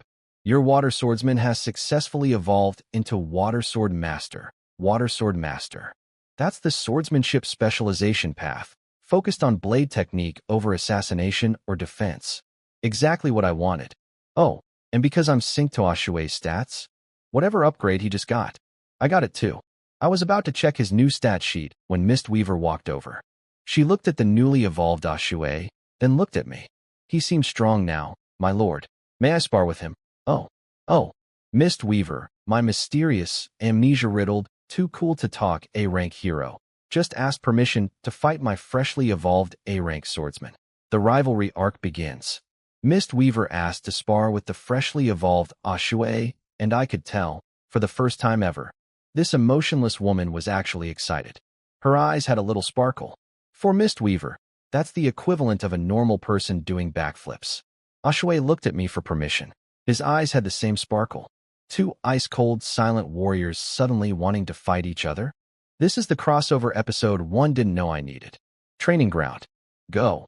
Every single follower in the settlement dropped what they were doing to watch. I thought they were interested in the fight. But no, they were all staring at Ashue with pure jealousy. He got to evolve first, and they all wanted to be next. Sorry guys. Evolution stones cost 10,000 merit each. You'll get your turn. Eventually. Maybe. Let me tell you about Ashue's new stats though. Water Sword Master. All stats got 5 from evolution. New talent. Water Sword Intent lets him sense attacks and enhance his sword technique. New skill. Calm Waters sheaths sword, charges up, then draws and slashes everything in his path for 500% water damage. 5-minute cooldown. Also, his old skill Mirror Moon now creates 5 water clones instead of basic copies, and each clone can use his new skill. 5 clones times 40% each times 500% equals 1000% clone damage, plus 500% from the original. Total, 1500% water damage in one move. With 86 strength, that's 1290 damage. Anything with less than 129 endurance gets deleted. But first, the spar. Ashue moved first. A blur. Steel met steel. Ting. They separated. Clashed again. And again. Ting. Ting. Ting. Clang. I blinked. Wait. Ashue was keeping up with Mistweaver? She's faster than him. Her speed is 101. But his swordsmanship was so refined that speed alone couldn't break through his technique. Wenji analyzed it perfectly while fanning herself. Mistweaver hasn't gone all out yet. But Ashue's improvement is remarkable. His Water Sword Intent lets him read the flow of battle and respond perfectly. In pure technique alone, even S-rank creatures would struggle to surpass him. S-rank technique? On a creature I evolved 20 minutes ago, after a few more exchanges, Ashue started breathing hard. Mistweaver was still completely relaxed. She sheathed her blade. Now, use everything. Ashue nodded. Sheathed his sword. 5 water clones materialized around him. All 6, original plus clones, gripped their hilts. His eyes flashed blue under his hat brim. Then, 6 blue lines of light sliced through Mistweaver's body simultaneously. Ashue appeared behind her. Clones gone. Sword sliding back into sheath. Click. Silence. Even the falling leaves seemed to freeze midair. Calm Waters. Full combo. Point blank. Did Ashue just win? My heart was pounding. But then I noticed, Mistweaver hadn't moved. At all. She just stood there like nothing happened. Oh no. Oh no. Did I just watch my A-rank hero get one-shot by her own sparring partner? Fog started rising. Thick, fast, blinding white fog everywhere. I couldn't see 3 feet ahead. Then, shing, one blinding white line split the entire world in half. Crash, crash, crash. Trees toppled. Boulders shattered. The ground itself split open into a deep trench. The fog vanished as fast as it appeared. Mistweaver stood exactly where she'd been, completely unharmed. The training ground next to her? Devastated. Trees flattened. A canyon where flat ground used to be. What just happened? Thank you, she said quietly. I think. I remembered something. Ashue nodded silently and walked away. Not angry. Not upset. Just respectful. Absolute Sigma behavior from both of them. I checked Mistweaver's status panel. New skill unlocked. Mist Cut. Turns into mist, becomes completely invulnerable for 1 second, then expands fog and delivers a 700% physical damage slash to everything in range. 1-minute cooldown. 700%. Ashue's equivalent skill is 500% with a 5-minute cooldown. Mistweaver's does 40% more damage with 80% less cooldown. If Ashue's skill is standard A rank, then Mist Cut is borderline S rank. She tanked the full 1290 damage combo because the first second of her skill makes her immune to everything. Then she countered with a casual landscape remodeling slash. My injured amnesiac hero might actually be S rank at full power. The Fountain of Youth couldn't heal her though, so whatever's wrong goes deeper than normal injuries. All she needs is more moments like today, random memory triggers, which is incredibly unhelpful because I can't exactly schedule epiphanies. After the excitement died down, I pulled out the journal from the floating island tower. Anyone read this? Whisker and Ellie squinted at it. Looks familiar? Can't place it. Wenji tapped her fan. This is Gili Mountain Clan script. Gili Mountain. Yes, that's it. Ellie and Whisker both facepalmed simultaneously. Apparently, the Gili Mountain Clan is legendary among heroes. Masters of forging, alchemy, formations, divination. Basically the supreme nerds of this world.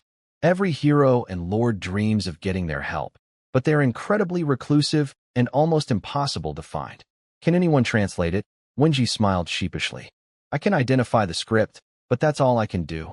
Whisker, same. Ellie, Same. I can. Everyone spun around. Mist Weaver, again with the surprise contributions.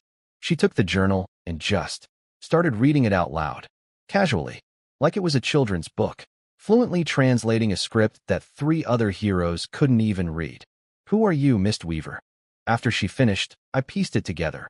The drawing on the last page shows 3 towers called Thunder Collection Towers. Fill them with enough thunder energy, and they produce a potion that heals all injuries. Heals all injuries. That sounds exactly like the Fountain of Youth.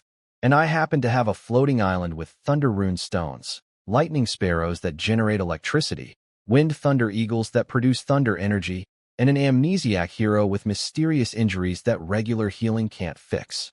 The universe is practically drawing me a map. Wenji confirmed my theory. The cave where the Fountain of Youth is located sits exactly in the center of where the 3 Thunder Collection Towers would be. My heart rate spiked. If those towers can actually produce the Fountain of Youth, that changes everything. Right now I've got maybe 150 milliliters left, about 3,000 drops. Good for 3,000 healing uses or 15 years of lifespan extension. Sounds like a lot until you remember I already gave 10 drops to the nation, and the cave is producing new drops slower and slower. Last time I watched, 1 drop per hour. And getting worse. Then Wenji hit me with the cold water. The towers don't need regular lightning. They need something called extreme thunder, which only comes once a year. And when extreme thunder approaches, an S-rank void thunder devourer beast usually shows up to eat it. S-rank. This creature doesn't level up through combat. It levels up by eating lightning. If it's consumed extreme thunder before, its level could be very high. So let me get this straight. To make more Fountain of Youth, I need rare lightning that attracts an S-rank monster that gets stronger by eating the exact thing I need. Wonderful. Perfect game design. No notes. 12 days until the next extreme thunder. I immediately ordered Wenji to rush the settlement to level 10. At level 10, I unlock barrier blueprints, which would actually protect us from both the storm and the monster. Every other project? Secondary. At 5:23 p.m., the stone road was finished and the settlement hit level 6. New buildings unlocked. Power plant, workshop, magic tower, research lab, hatchery. The power plant and workshop were priorities. Make light bulbs, build street lamps, extend work hours by 2 hours daily. More construction time equals faster leveling. That night, I checked the dungeon countdown. 14 hours until dungeons open. Tomorrow at 10 a.m. I messaged Hua Xianwan. Dungeon at 10 tomorrow. Response in 3 seconds. Ready. Then Liang Kuan messaged. Got room for one more? Yes. Then I invited Muyu, who'd been supplying me with lumber all day like a loyal employee. You want to bring me? I'll just hold you back. Just come. Okie dokie. For slots filled. 1 left. I posted in the Lord's Circle. Dungeon tomorrow 10 a.m. For looking for one. Fixed teammate spot. The chat erupted. Me. Pick me Cloud Bro. I'm cute and flexible, and I can warm your bed. Pick me. Sir. This is a public forum. I posted again. Roll for it. First person to roll 100 gets in. 1 try each. The rolling began. Your random number. 4. Haha, watch this. Your random number. 2. 36. 67. 1. Your random number. 99. 1. OFF. 1. OFF. Your random number. 100. Dead silence. Then chaos. Already. I will find you and end you. Lucky dog deserves nothing. The winner, Fu Yinjia, immediately messaged. Me in a panic. Cloud bro, hi, I'm actually really weak. Is that okay? I'm very nervous. Just show up on time. Yes, SIR. Thank you, SIR. Next morning. 10 a.m. sharp. Dungeon opens. Everyone joins instantly. The dungeon was called Age Wallow. F rank. Lowest difficulty. Gray sky. Purple ground. Floating dust. Dead trees. Cracked earth. Scattered bones. Looked like someone took a regular landscape and ran it through a depression filter. Liang Kuan sighed. No materials to collect here. Muyu stayed positive. Maybe after we beat the boss, things improve. Hua Xianwan smiled. It's fine. Good practice either way. Fu Yinjia rubbed his head. I'll do whatever Cloud Bro says. Everyone looked at me for orders. Fair enough. Spread out. Find the disaster beast shadow. Report when found. Don't engage alone. I hopped on Pippi Dragon and charged ahead. The disaster beast shadow is basically a mega boss. a condensed evil spirit with HP calculated at endurance times 1000. The dungeon has no regular monsters. Just this one nightmare creature. Safe until you find it. Terrifying after. I was riding at full speed when Fu Yinjia pinged the team chat. Found it. Come quick. That was fast. I turned toward his radar. Then the ground started shaking, and his dust started moving. Toward me. Fast. Cloud Bro save me. Oh no. Pippi Dragon accelerated. I spotted the source of the earthquakes. A 10-meter tall ape, holding a club as thick as its own thigh. Every step made the ground bounce. I used probe and nearly swallowed my tongue. Level 151. 151. That means this thing has killed 150 lords before us. Each kill makes it stronger. It's been farming players. Endurance 64 times 1000. That's 64,000 HP. Skills include a jumping overhead smash and a vortex attack, where it plants its club in the ground and generates continuous AoE damage. I summoned all 4 heroes at once. Mistweaver, Wenji, Whisker, Ellie, everyone. Heroes only get XP if they're present for the kill. No freeloading from Lord Space. The ape was already mid-leap, club raised above its head, aimed directly at the tiny speck that was Fu Yinjia running for his life below. Buddy, I told you not to engage alone. To be fair, he didn't engage. He just existed too loudly in the wrong neighborhood. Save me, Fu Yinjia was screaming while a 10-meter ape shadow was bringing a club down on his head like he was a nail. He threw some little light orbs into the air in desperation. Cute. Buddy. Real cute. While Hua Xianwan, Mu Yu, and Liang Kuan were sprinting toward him from different directions. But none of them would make it in time. Save him, I ordered, and fired a wind/simultaneously. Wenji moved instantly. One blink, she was next to Fu Yinjia, hand on his shoulder. Second blink, they were both standing next to me, 200 meters away from danger. Her skill, discerning balance, is absolutely broken for rescue operations. 3 seconds of free teleportation within an 860-meter sphere. She basically has an Uber that runs on intelligence stats. Boom. The ape's club cratered the ground where Fu Yinjia had been standing 1 second ago. Black dust erupted everywhere. Fu Yinjia hadn't even processed what happened when Mistweaver was already engaging the boss. White fog engulfed the ape. Then, flash, one blinding slash. The boss's HP bar visibly dropped. Fu Yinjia's brain started doing math out loud, and I could practically hear the gears grinding. 64 endurance. Times 1000. That's 64,000 HP. And that one attack moved the bar by 1%. That's 640 damage in a single hit. His jaw was on the floor. Then he looked at me standing there completely calm. Then he noticed Ellie launching a green magic missile. Then Whisker sprinting at the ape with a hammer bigger than his own body. Then he saw Wenji standing elegantly behind me, fanning herself. His brain crashed. Rebooted. Crashed again. 1, 2, 3. Plus Mistweaver. 4 heroes. 4? At this stage of the game? How is that even legal? Is this modded? Poor guy was having an existential crisis while my team was dismantling a level 151 boss. Whisker jumped into the air with a battle cry, watched the hammer, and slammed his weapon onto the ape's skull. Fire exploded outward on impact. Meanwhile, Mistweaver was putting on a clinic on the other side. The ape swung its club at her. She ghosted past it. Then, in the time it took me to blink, 1 slash. 2, 3, 4, 5, 6, 7. 7 attacks before the ape could even wind up for another swing. Her speed is 7 times the boss's speed. It's not a fight, it's bullying. The ape was furious, roaring, swinging wildly. Couldn't touch Mistweaver's sleeve. This 10-meter tall, 150 lord killing nightmare boss looked like an old man trying to swat a fly.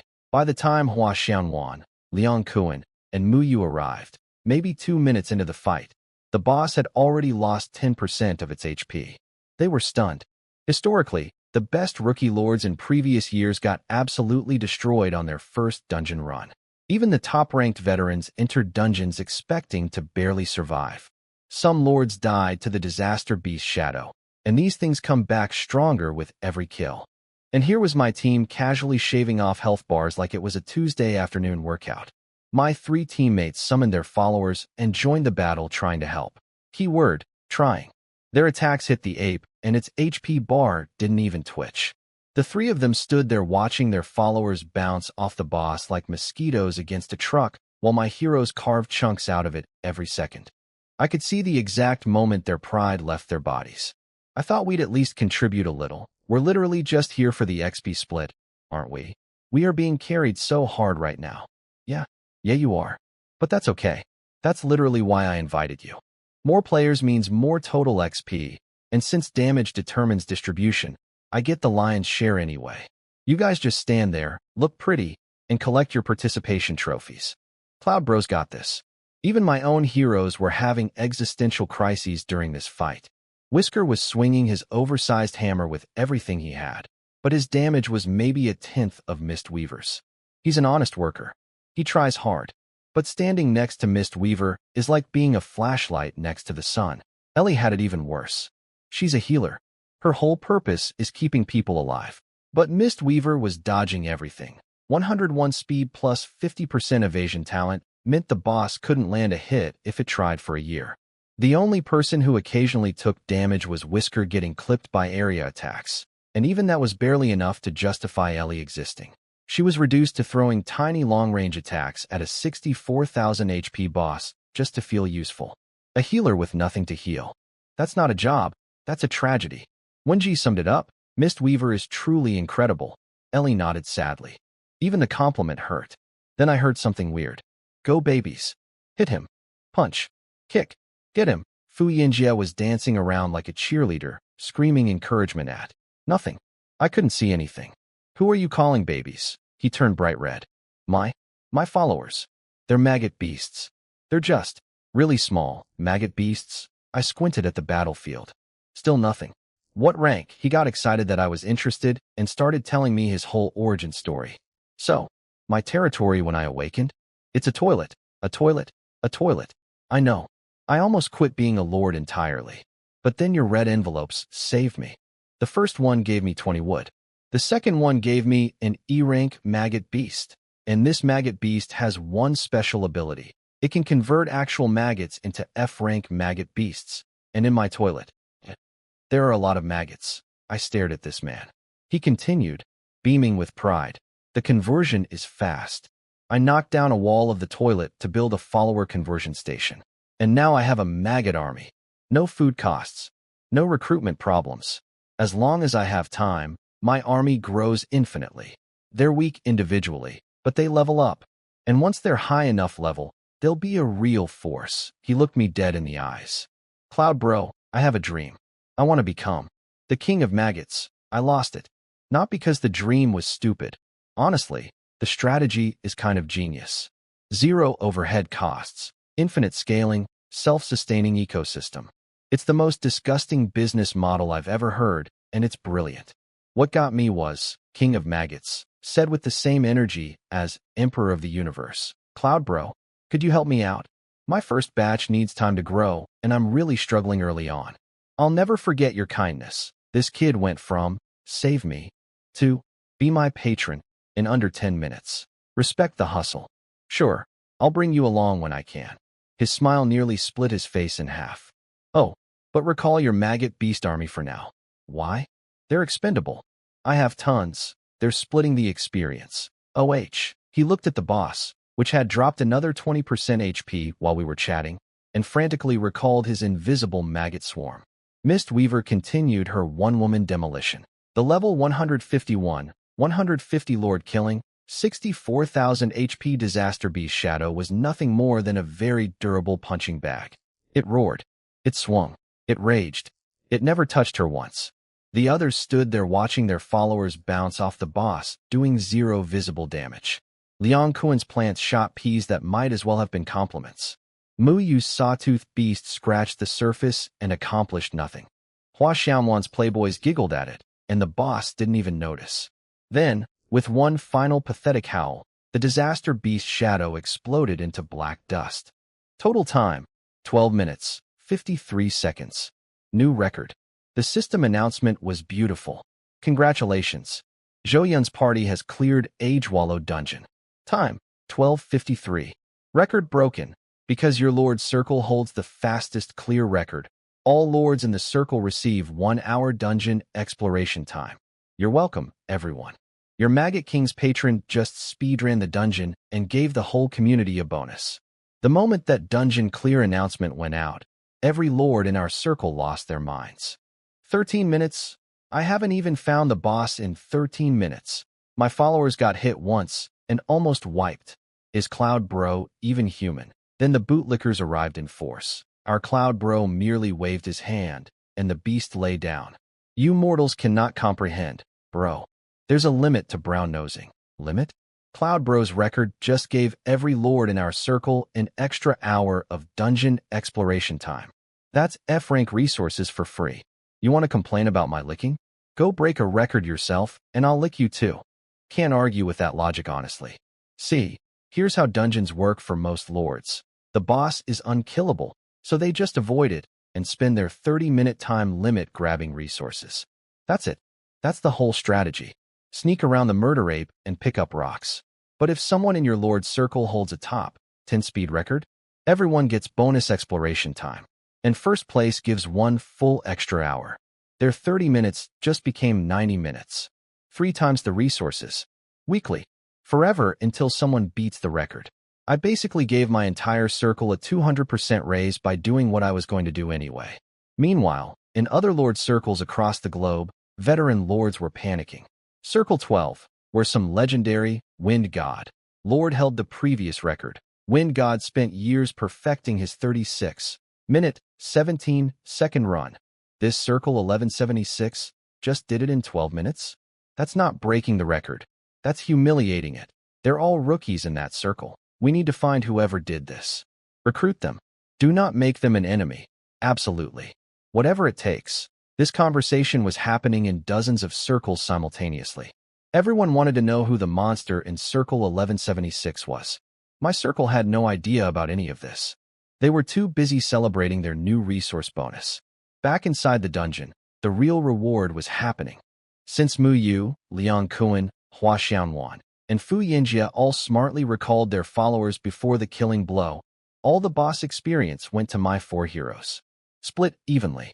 Golden light erupted from all 4 of them simultaneously. Level after level after level. When the glow faded, all 4 heroes hit level 11. Clean. Synchronized. Like a K-pop group leveling up in formation. Now here's where rank difference becomes brutal. Whisker and Ellie are C-rank heroes. They get 4 stat points per level. 10 levels equals 40 points each. Decent. Wenji is B rank. 8 points per level. 10 levels equals 80 points. Solid. Mistweaver is A rank. 16 points per level. 10 levels equals 160 points. Let that sink in. Mistweaver gained more stats from this one dungeon run than Whisker and Ellie's entire stat sheets combined. A rank isn't just a little better than C rank. It's a completely different sport. Whisker and Ellie are playing checkers. Mistweaver is playing 4D interdimensional chess while blindfolded and still winning. And since I'm synced to Ashue's stats, who's also A rank and already level 24, my personal combat power just keeps climbing too. 1 dungeon. 13 minutes. For heroes leveled to 11. An entire lord circle getting triple resources. And veteran lords and circles I've never heard of holding emergency meetings about how to recruit me. Not bad for a Tuesday morning. Let me check Mistweaver's updated stats real quick. Speed, 149. Strength, 137. Endurance, 133. Plus 50% evasion talent. Plus a skill that makes her literally invincible for 1 second followed by a 700% damage slash. This woman is a war crime with legs. During the dungeon fight, she had 101 speed and the boss couldn't touch her shadow. Now she's at 149. I genuinely don't think anything in the current game could hit her if she was standing still with her eyes closed doing a crossword puzzle. Dungeon's done. I've got stuff to do at home. Later, I waved at the group. Fu Yinjia looked heartbroken. Already? There's still an hour of exploration time. Liang Kuan explained it for him after I left. F-rank resources. He doesn't care about those. Hua Xianwan stuck her tongue out. Honestly, I'm relieved he's gone. The pressure of standing next to Cloud Brother was crushing my soul. Mu Yu, ever the responsible one, announced. He carried us through this. We're saving him a share of whatever we find. Everyone agreed instantly. Good kids. Back at my territory, I was restless. Wenji was running everything perfectly. Construction humming, workers organized, projects on schedule. I had nothing to do. I kept wandering around the settlement wanting to help carry wood or lay bricks, but every time I reached for something, I'd feel Wenji's eyes on me. That look said, if you pick up that plank, I will lose respect for you. So I just paced for hours, like a dad at a hospital waiting room. Then at 3 p.m., Wenji appeared with news. My lord, the Wind Thunder Eagles found a village. Northeast Valley. My heart jumped. A village. Intelligent life. It appears to be a settlement of the Melialu tribe, the Hu, an ancient race I read about once. White skin, rabbit-like ears and tail, ruby-red eyes, extremely agile with exceptional eyesight. Natural-born archers. What's their temperament? This was the critical question. In 300 years of Lord history, most alien races Earth has encountered were not friendly. According to the ancient text, very peaceful. Hate conflict. Great. However, when the Wind Thunder Eagle flew near their valley, they shot arrows at it. That I thought you said peaceful, that's what confused me too. And stranger still, they missed. The Melialu are legendary marksmen. If they actually wanted to hit the eagle, they wouldn't have missed. Warning shots? Interesting. Should we make contact? Wenji nodded firmly. Their valley will eventually border our territory anyway. Better to establish relations now. But please bring me along. My discerning balance teleport could save us if things go wrong. 2 minutes later, full expedition squad assembled. Me, Wenji, Mistweaver, Whisker, Ellie, Pippi Dragon, and the newly evolved Water Swordmaster Ashue. Not quite every card in my hand, but definitely the best ones. The journey was smooth. No encounters. No problems. Until we reached the valley entrance. My hand hit something invisible, like pressing against a soap bubble made of steel, soft but completely unyielding. Ripples spread from my touch. A barrier. Wenji identified it immediately. Star formation barrier. Blocks entry and reflects force back at double strength. Very advanced work, so that's why the arrows missed the eagle. They weren't warning shots. The eagle was outside the barrier. The arrows probably bounced off. Who are you? Why are you here? A girl's voice. Sharp. Scared. I looked up. Standing on a hill inside the barrier was a young girl with snow-white skin, ruby eyes, and fluffy rabbit ears pointing straight up in alarm. She had a bow drawn and aimed directly at us, exactly matching Wenji's description. Every detail. Except Wenji forgot to mention she'd be adorable. Before I could say a word, Mistweaver silently glided in front of me. Shield position. Whisker moved to my left flank, hammer ready. Nobody ordered them. They just did it. Professional bodyguards with zero chill. A bunny girl archer behind a magic barrier versus an A-rank speed demon, a hammer-wielding dwarf, an evolved swordsman, a dragon, a healer, a teleporting strategist, and me. This could go very well or very badly, and there is absolutely no in-between. What happened next shocked me more than anything else today. Wenji yelled at the bunny girl. Sweet, polite, fan-waving, tea-sipping Wenji just went full drill sergeant. Insolence. Standing before you is the lord of this realm. You dare raise a weapon against him. The rabbit girl nearly dropped her bow. Oh lord, Wenji flashed her silver vice lord crown. I followed up with my gold lord crown. The girl's ruby eyes went dinner plate wide. It's real. The prophecy is true. Prophecy? What prophecy? Nobody tells me anything.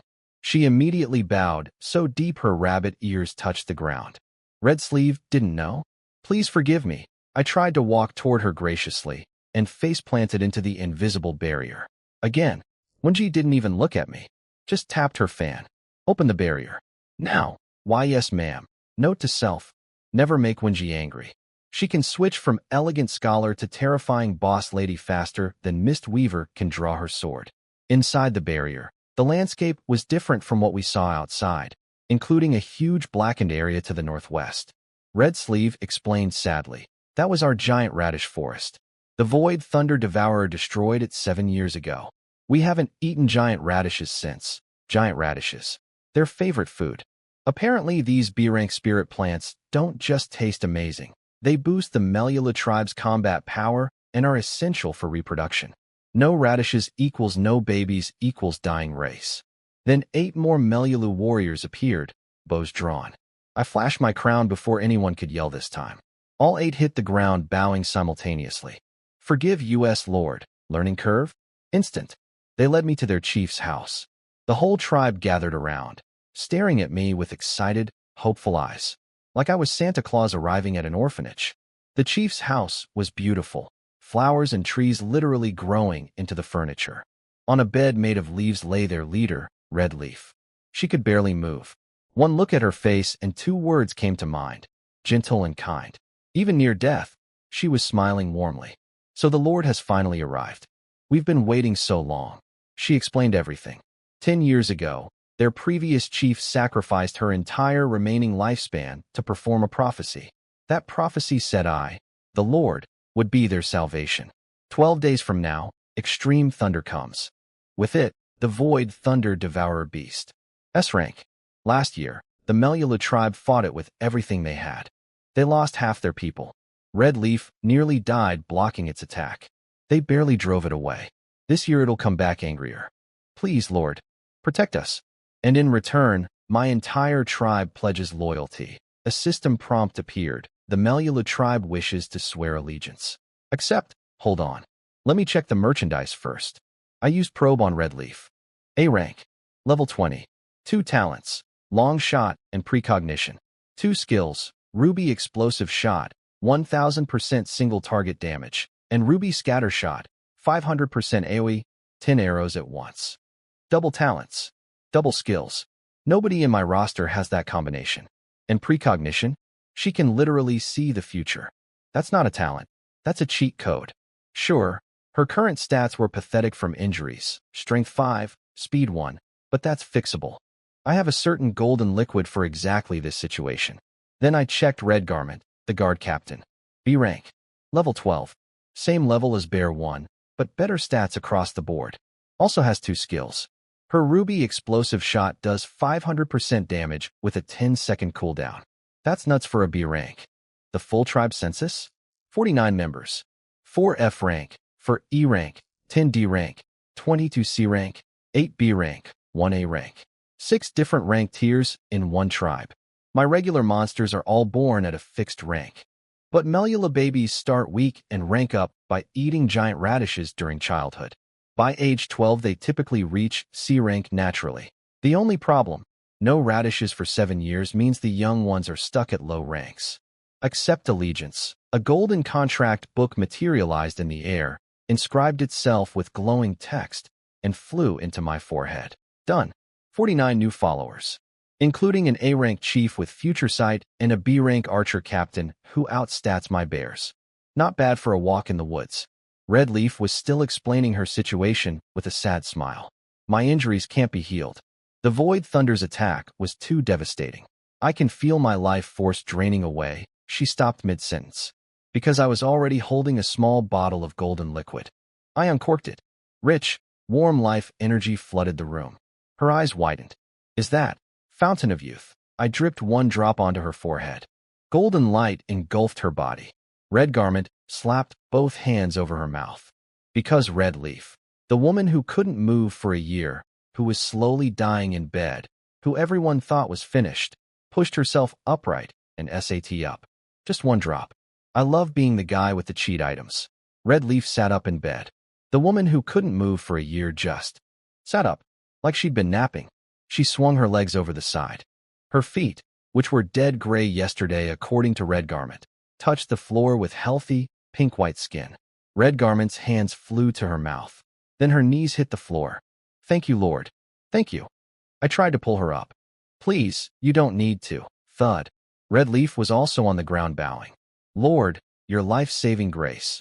I can never repay it. Loyalty notification, Red Leaf 100. Through fire and water, never betray, Red Garment 100. Same. 1 drop of Fountain of Youth. 2 maxed loyalties. Return on investment? Infinite. I got them both up and immediately pivoted to business. Your body's fixed. Now let's deal with the actual problem. Wenji nodded. The Void Thunder Devourer is coming in 12 days. I made the call. Red Leaf, pack up your tribe. You're coming to my settlement. The beast attacked here before. It'll come back here. My base is safer. Red Leaf and Red Garment exchanged a look. Then that sad smile again. If we leave, the Melulu tribe dies anyway. Why? giant radishes. They're everything to us. Without them, our children stay F rank forever. Without them, we can't reproduce. And the only giant radish seedling we saved is right here. No radishes, no babies, no growth, no future. Their entire civilization runs on root vegetables. Wenji confirmed, ancient texts say giant radishes are exclusive to Melula territory. They likely don't grow anywhere else. I looked at the sickly yellow-green seedling. Used probe. Red-white giant radish, damaged. C-rank spirit plant. Shop value, 100 gold coins. 100 gold coins for a single plant? That's insane. This radish is worth more than most of my equipment. The entire tribe was staring at me. 49 pairs of ruby eyes, including toddlers, all thinking the same thing. Can he save our radish? Ellie had already tried healing it. Nothing worked. I pulled out the fountain of youth. My heart was doing calculations. This stuff works on people, works on monsters, but plants? No idea. Could be pouring liquid gold onto dirt for all I know. One drop. On the leaf. It absorbed instantly. The whole seedling glowed gold. Every Melula gasped simultaneously. The glow faded. Everyone leaned in. The leaves are greener. The stem is straighter. It worked, maybe? Wenji wasn't sure. Looks better on the outside, but we can't know unless we dig it up. No. Red Sleeve threw her body over the plant like a mother protecting her child. If you dig it up, it'll die. I was about to drop a second precautionary drop when the leaf twitched. Then the seedling started growing. 1 foot, 2 feet, 3 feet, branches exploding outward, leaves multiplying. In 10 seconds, it was a full 3-meter tree. Then it flowered. Then the flowers dropped. Then radishes appeared, red and white, hanging from every branch like Christmas ornaments. Plump, enormous, glistening. Red Leaf stared at the tree. 2 tears rolled down her cheeks. Giant radishes. We have giant radishes again. The whole tribe lost it. Ugly crying. Group hugging. Full waterworks. We won't go extinct. We have hope again. One tiny toddler Melula tugged her mother's sleeve, pointing at the radish with huge red eyes. Mama, eat. Want eat. Even Red Sleeve was drooling on herself. Radishes started falling from the tree like rain. The tribe scrambled to catch them. Final count. 36 giant radishes, each one weighing 130 to 150 pounds. Their previous annual harvest? 2 or 3. Maximum. Sometimes 0. I just gave them a decade's worth of food in one magic drop. Thank you, Lord, for saving our entire race. Red Leaf, face down, on the ground again. Everyone else, face down. The toddler, adorably face down, copying her mom. Full tribe prostration. 49 bunny people bowing at my feet.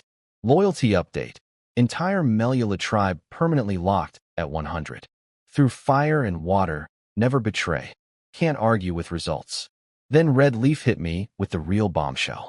With enough giant radishes and time, every single member of our tribe can advance to A rank. All. 49. A rank. I did the math in my head and nearly passed out. 49 A rank archers with double skills and ruby explosive shot capabilities. That's not an army. That's an extinction event. How long to reach full A rank? Wenji asked. About half a month. Too slow. The beast comes in 12 days. Then we can guarantee all B rank by then. 49 B rank archers in 12 days. Still absolutely terrifying. And I'll be grinding experience in the frontline battles during that time too. My current forces will be even stronger. And if we actually beat the S-rank Void Thunder Devourer, then I tame it. S-rank follower. Ha ha. I snapped back to reality and asked Red Leaf about the second Thunder Collection Tower, the one to the northeast that the journal mentioned. Oh, that tower? Yes, it exists. But it's occupied by armored thunder turtles. They reflect damage, paralyze attackers, and have extremely high defense. I wouldn't recommend going there right now. Of course, it's guarded by unkillable turtles. Of course, nothing on this planet is ever just sitting there waiting to be picked up.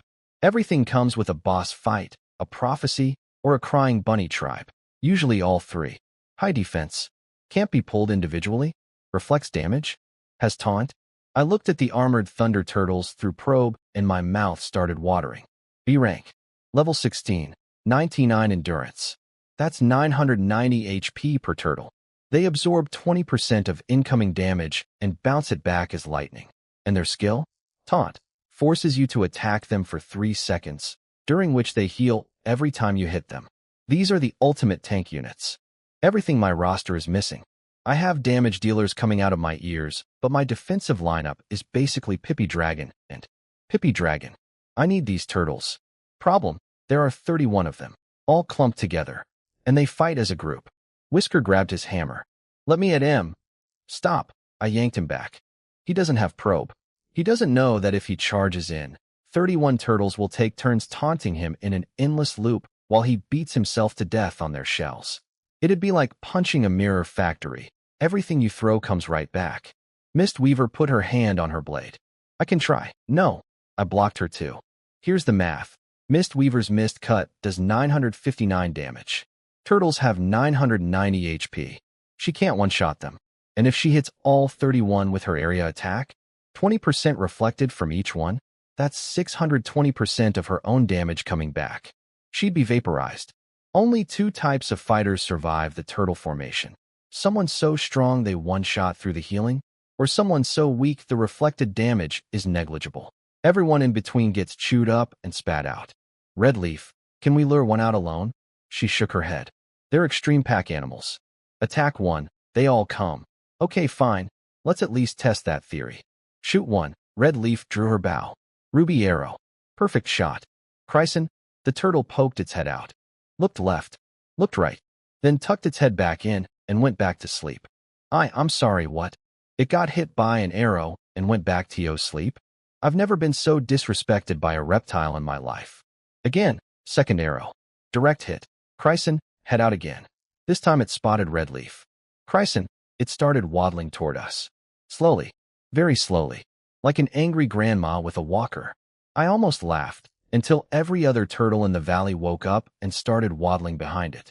31 angry tanks. Slowly approaching, with taunt skills ready.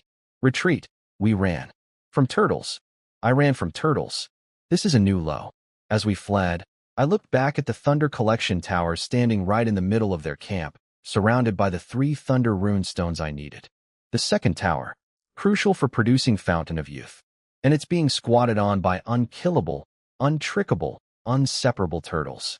Back at the Melialu village, I was still brainstorming when Wenji suggested, if something could distract them for even 2 seconds, I could teleport in and grab one. Good idea, but risky. If a turtle taunts her during that window, she's trapped. Red Leaf added. They gather there because of thunder element plants. Maybe a plant they really love could distract them. Wenji tapped her fan. I know several thunder plants that might work, but we don't have any in stock and haven't found any nearby. I sighed. Fine. Skip this tower for now.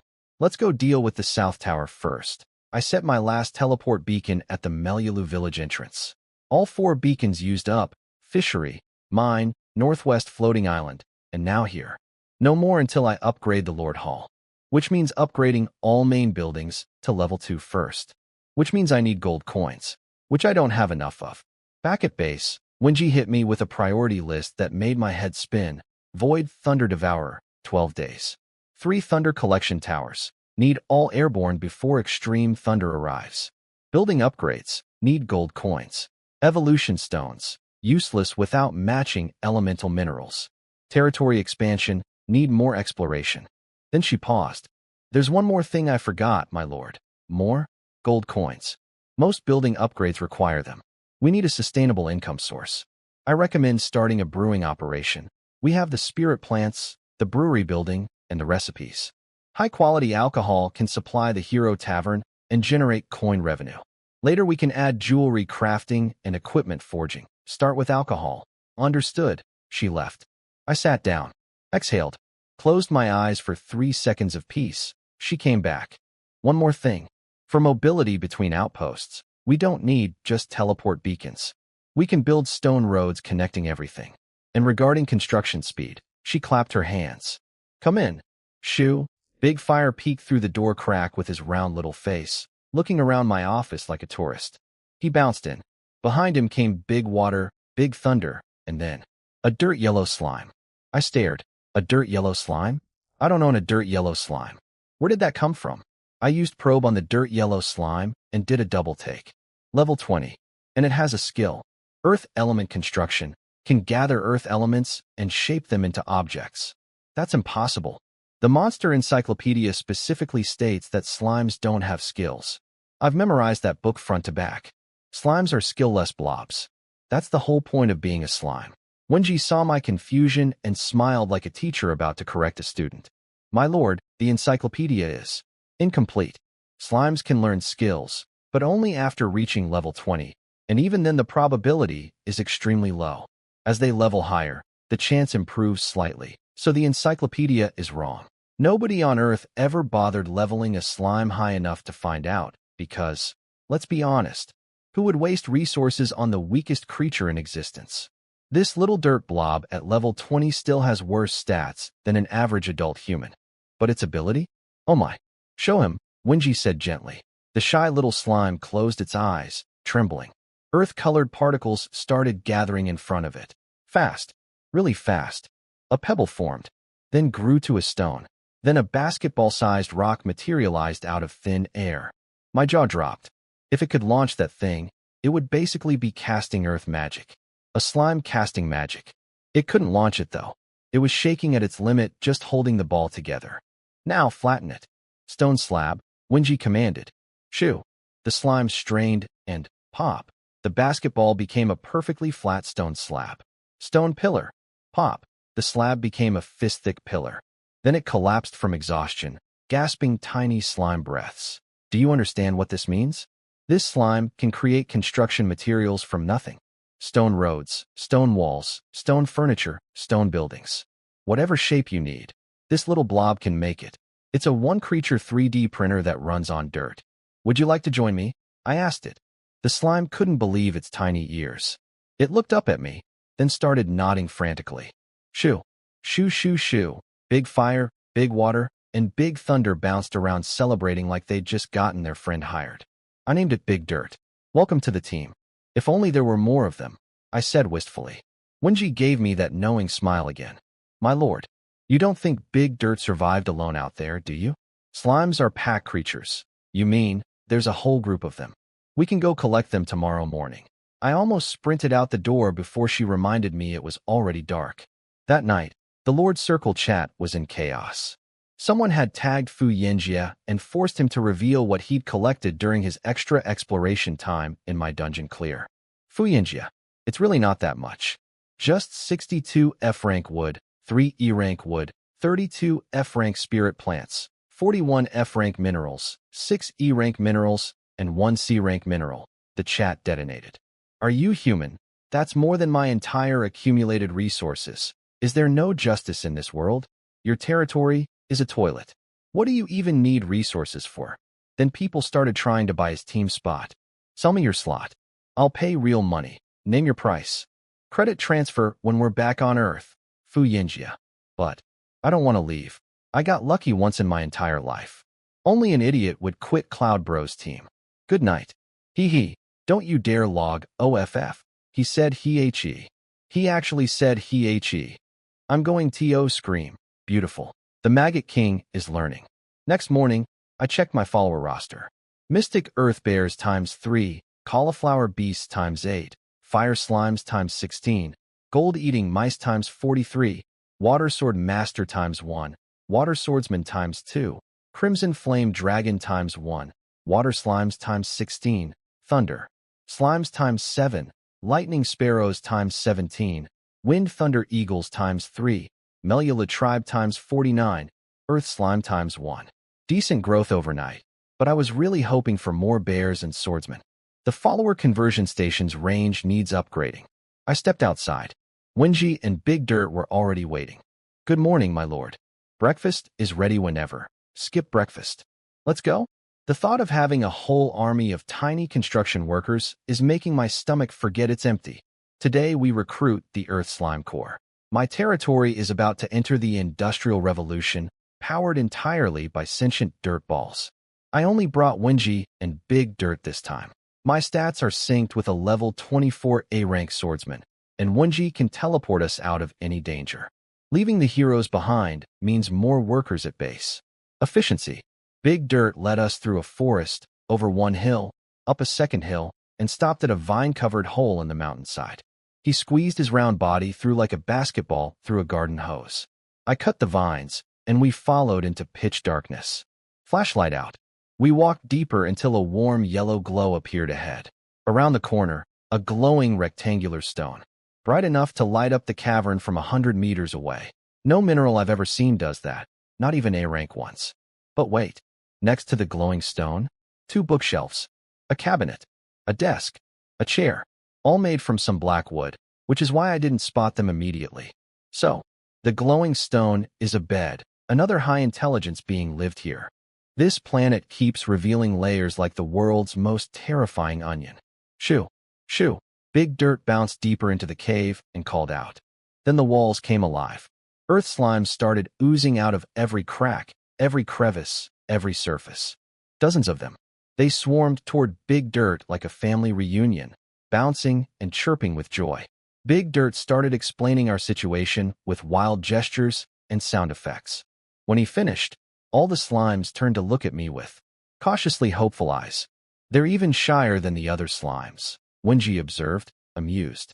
True, but I have a secret weapon. I crouched down, pulled out an energy jelly from my lord's space, peeled off the wrapper, and held it up. Said nothing, just waved it gently. Every single earth slime in the cave locked on to that jelly like heat-seeking missiles. Transparent drool started flowing. Shoo, shoo, shoo.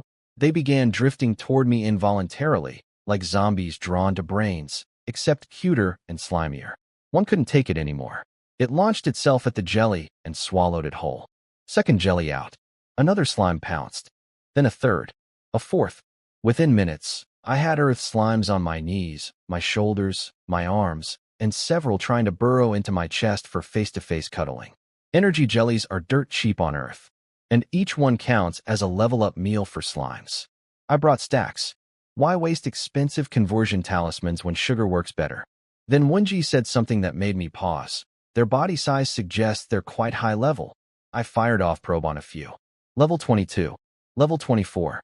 Level 21. Level 26. Not a single one below level 20. Big Dirt, my special find at level 20, he was the run of the group. And almost all of them had already learned earth element construction.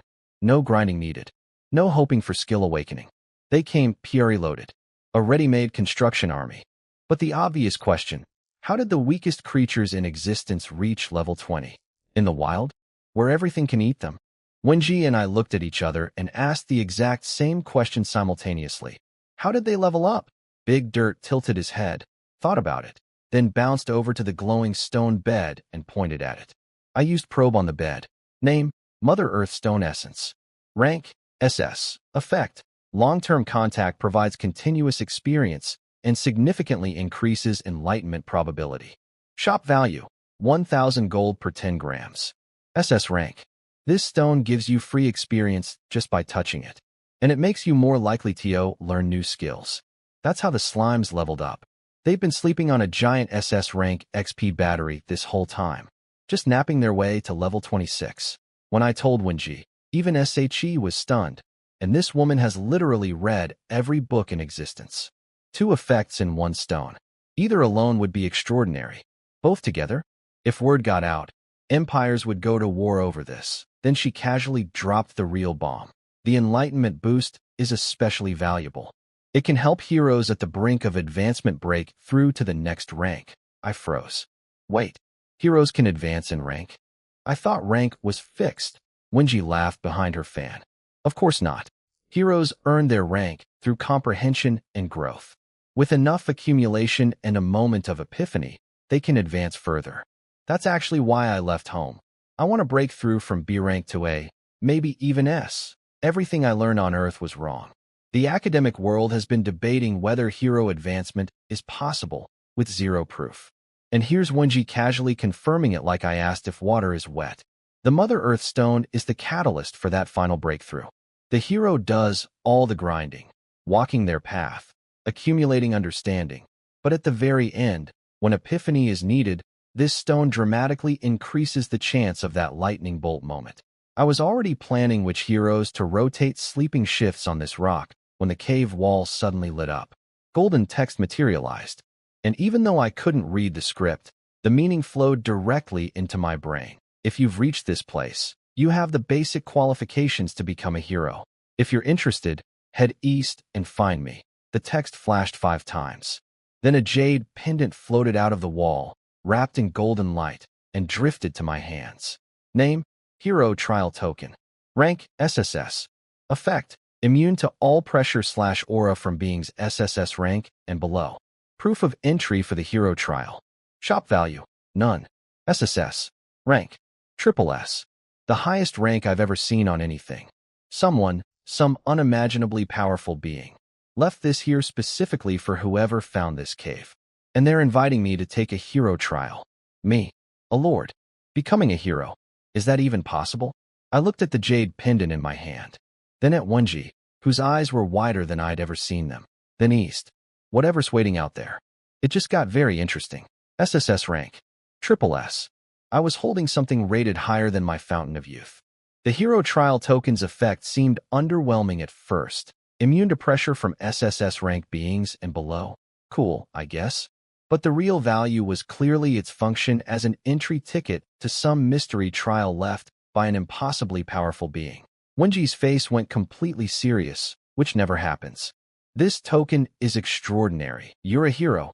Haven't you seen one before? She slowly shook her head. To become heroes, we just need to comprehend a skill and pass an association test. No trial token needed.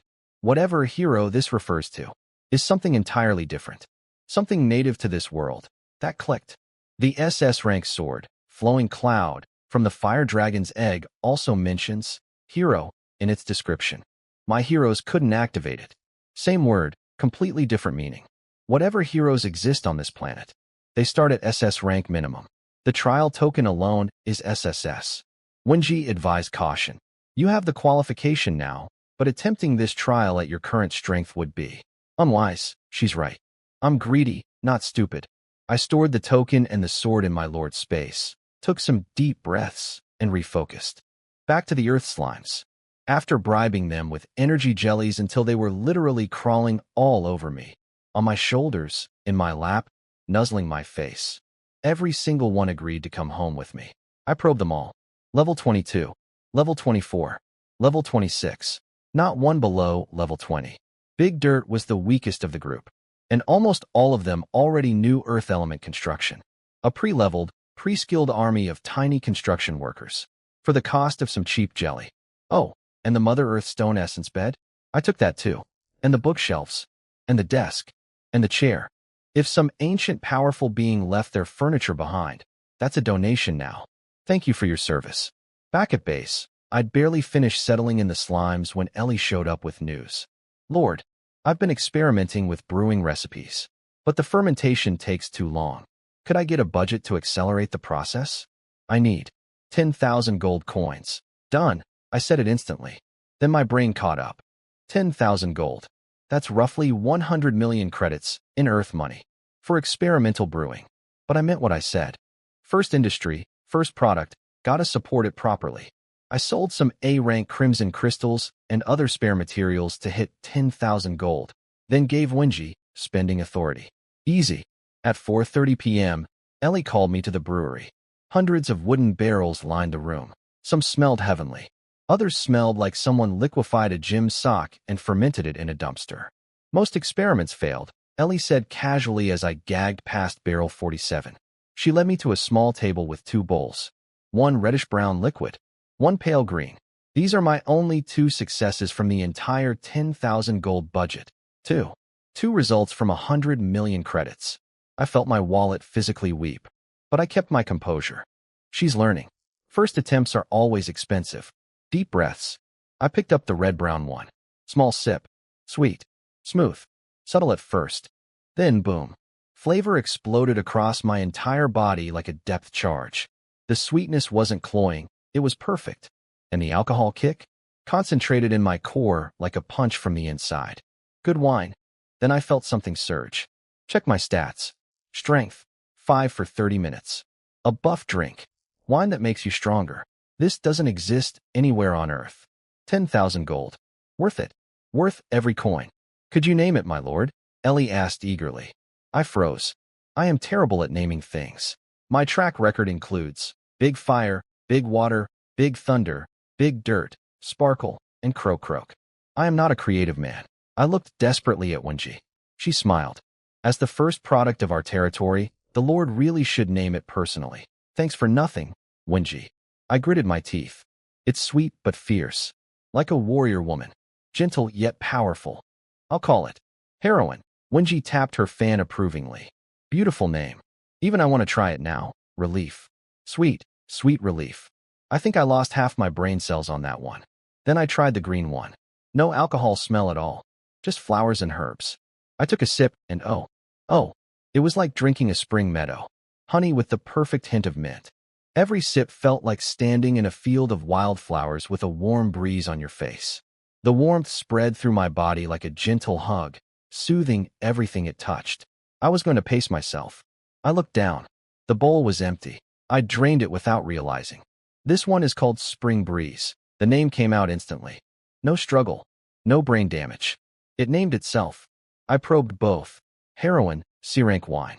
5 strength for 30 minutes. Shop value. 20 gold per serving. Spring Breeze, A-rank wine. Removes all negative status effects at A rank or below. Shop value. 1,000 gold per 100 grams. A rank. Ellie accidentally brewed an A rank wine on her first day. A potion that cleanses curses, poisons, debuffs. Anything A rank or lower just gone. 1 sip. Do you know what lords would pay for this? Then the system went crazy. Ding. Congratulations. First territory product successfully named. Announcement to all lords. Lord Zhou Yun has developed his territory's first commercial product. Auction house now unlocked. 3 times. The announcement played 3 times across the entire Lord Circle. Double jackpot. Product and marketplace in one day. The 10,000 gold coins that made me wince 20 minutes ago? Best investment I ever made. Now if you'll excuse me, I need to go mass-produce magic alcohol and become the richest lord in existence. So here's the thing about A-rank products on Earth. Most lords never even see one in their lifetime. B-rank is considered in-game for normal people. A-rank is where ordinary lords stop and elite lords begin. And I just casually brewed an A-rank wine on day 1 of my alcohol career. Spring Breeze removes all negative status effects at A-rank and below. 1 sip. Done. Curses, poisons, weakness, debuffs, just gone. The universal antidote in liquid form. I listed both wines on the newly opened auction house at shop buyback prices. Heroine at 20 gold per bottle. Spring Breeze at 5,000 gold per bottle. No markup. Straight cost. Because I'm not trying to fleece my own circle. Production numbers, though? Not great. Ellie calculated.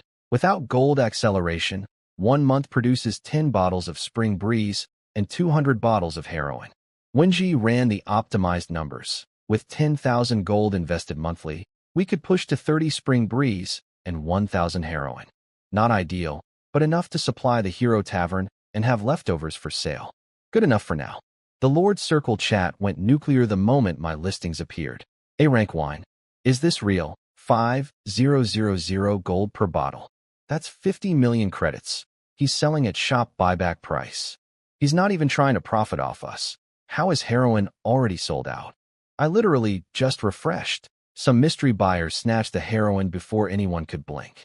The chat was in shambles. That mystery buyer? A lord named Hifugaway. And this clever little businessman immediately teleported back to Earth with his purchase. He walked into his family's dining room, plopped the bottle on the table in front of his father, a wealthy businessman, and casually said, "Oh, by the way, I have connections to a lord who produces A-rank wine." His dad went from nice son to business mode in 0.3 seconds flat. A-rank items start at 70 million per piece. But we can't eat the whole supply alone. How much can he produce? No idea. I'm not even on his friends list. His father was already heading for the door. Stay home. Rest. Daddy's got work to do. Within 30 minutes, the news that my territory was producing A-rank alcohol had spread to every major family in the Great Han Nation. Like someone set a fire in a dry forest. Money is power. Power is resources. Resources are survival. Every wealthy family wanted in. Over at the Su family mansion, Gumingru, Su Qingshua's mom and the guardian lord from my trial, shot up from her couch. A-rank resources this early? Zhou Yunus. Remarkable. If only he and Qing Xue got along better. Then her private phone rang. The one that only a handful of people in the country have the number for. Hello, little Gu. It's Uncle Lu Hanxing, the National Military Supply Commander. Calling personally. Her heart sank. She already knew what this was about. About Zhou Yun's A-rank wine. Your Su family can sit this one out. What do you mean, Uncle Lu? Don't play dumb. That wine called Spring Breeze. It can potentially cleanse disaster energy. She went completely silent. Because disaster energy changes everything. Let me explain. Every powerful disaster beast radiates this invisible force called disaster energy. It doesn't kill you immediately. It shortens your lifespan. The stronger the beast, the worse the contamination. Every frontline lord fighting to protect humanity, they're not just risking death in battle. They're being slowly eaten alive by this energy. Generation after generation of heroes, dying decades before their time. Not from wounds, from simply being near the enemy. This is why the strongest lords, the pillar-level ones, live shorter lives than ordinary humans despite being infinitely more powerful. Average person, 110 years. Average pillar lord, under 60. The nation's greatest champion, Xiang Bei, age 64, has less than a year left. Not because of injuries, because of accumulated disaster energy from a lifetime of fighting. And now there's a wine that says, removes all negative effects at A rank and below, if that includes disaster energy contamination. Then Spring Breeze isn't a luxury product. It's a strategic national resource. And I just listed it on the auction house for 5,000 gold like it was craft beer. I have a feeling my quiet little brewing operation is about to become a lot more complicated. Meanwhile on Earth, things were going spectacularly wrong because of my wine. The government swooped in immediately. Military Supply Commander Lu Hanxing personally called Gu Mengru, Su Qingshue's mom, and told her flat out, the Su family can forget about Spring Breeze.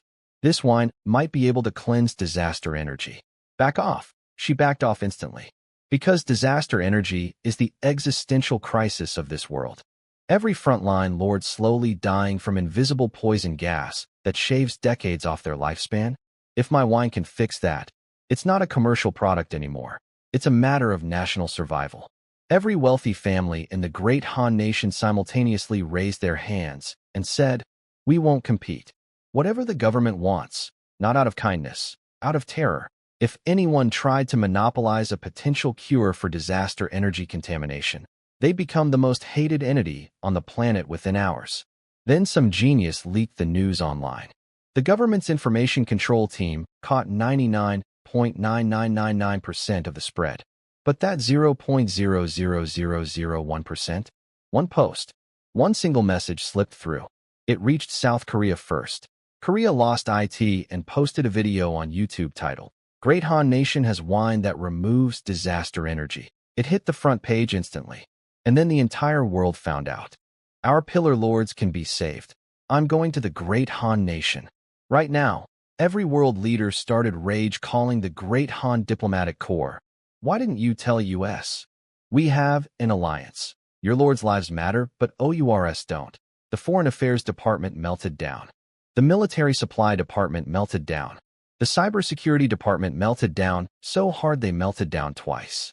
And what was the original intelligence? Might possibly cleanse disaster energy. Might. Possibly. By the time it crossed 3 borders it became, has been curing disaster energy for years and hiding it. 3 people make a tiger indeed.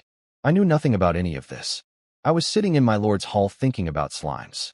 Specifically, if Earth slimes learn Earth element construction at level 20. What about the other elements? Water slimes, water construction, artificial rivers, and lakes.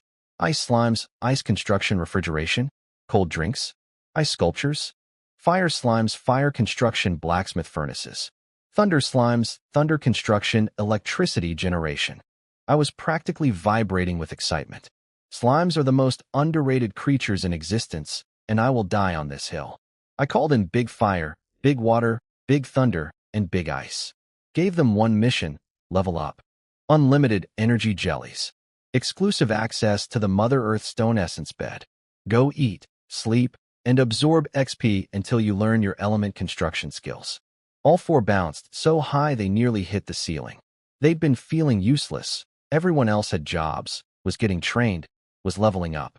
The slimes just existed, cute but purposeless. Now they had a mission, an important mission, given by the Lord himself. They marched off with military seriousness. For tiny jelly balls, determined to save the settlement through the power of napping on a magic rock. I decided to check out the third Thunder Collection Tower to the south. Opened my door, and rain. That's weird. It's been sunny every single day since I arrived on this planet. I looked up. The sky was getting dark. Not clouds rolling in dark. Pitch black dark. White clouds turned gray. Gray turned black. Black started expanding. Then, boom, boom, boom, boom. Dozens of lightning bolts hit simultaneously. The entire world flashed white. Trees near the settlement caught fire. Then the rain came. Not gentle rain. Not even heavy rain. Assault rain. Each raindrop the size of an egg, hammering everything like water bullets. Everyone stopped working. Get inside. I ran out screaming orders. Bear 1 was carrying lumber, whimpering because he was so close to finishing the training ground upgrade. Drop it. Go. The buildings started groaning. Cracking. F-rank wood construction can handle normal rain, but egg-sized water bombs? The settlement was going to be destroyed. I was panicking, trying to figure out where to evacuate 160 followers in a hurricane, when the teleport beacon in the center of the settlement lit up. Red Leaf, Red Garment, and the entire Melialu tribe materialized. In the pouring rain, Red Leaf slammed a barrier stone into the ground before I could even say hello. An invisible dome expanded outward, covering the entire settlement. Rain hammered against the barrier above us while inside. Complete calm. Silence. Safety. What are you doing here? Your village. Red Leaf smiled warmly. Villages can be rebuilt. Your settlement cannot be lost. Red Sleeve and the other tribe members showed me what they'd brought. Armfuls of giant radishes. The most important things they owned. They left their ancestral home unprotected. Their village that they've lived in for generations. The place they begged me to let them keep. They abandoned its protection to save my base. My nose stung. I was not going to cry in front of the bunny people. Then Red Leaf's expression turned serious. My lord, this is an extreme frost storm. Very rare. It starts as rain, then after about a day, it turns to hail. Even more destructive. And worse, this storm carries intense life energy. It will likely attract powerful ice creatures to bathe in it. Creatures like the three-legged ice phoenix. Wenji's fan hit the floor. I've never seen Wenji drop anything. Whatever a three-legged ice phoenix is. It just made the most composed woman I know lose her grip on reality. This day went from, let's go look at a tower, to biblical catastrophe plus mythological bird incoming in about 4 minutes. I really need to stop making plans on this planet. What's a three-legged ice phoenix? I asked, because Wenji just dropped her fan and that woman has never dropped anything in her life. It's an SSSS rank creature. For S's. 4. The Crimson Fire Dragon and the Blazing Sunbird, the two most terrifying things I've encountered on this planet, are SSS. 3 S's. And they could wipe my settlement off the map by sneezing. This thing is a rank above them.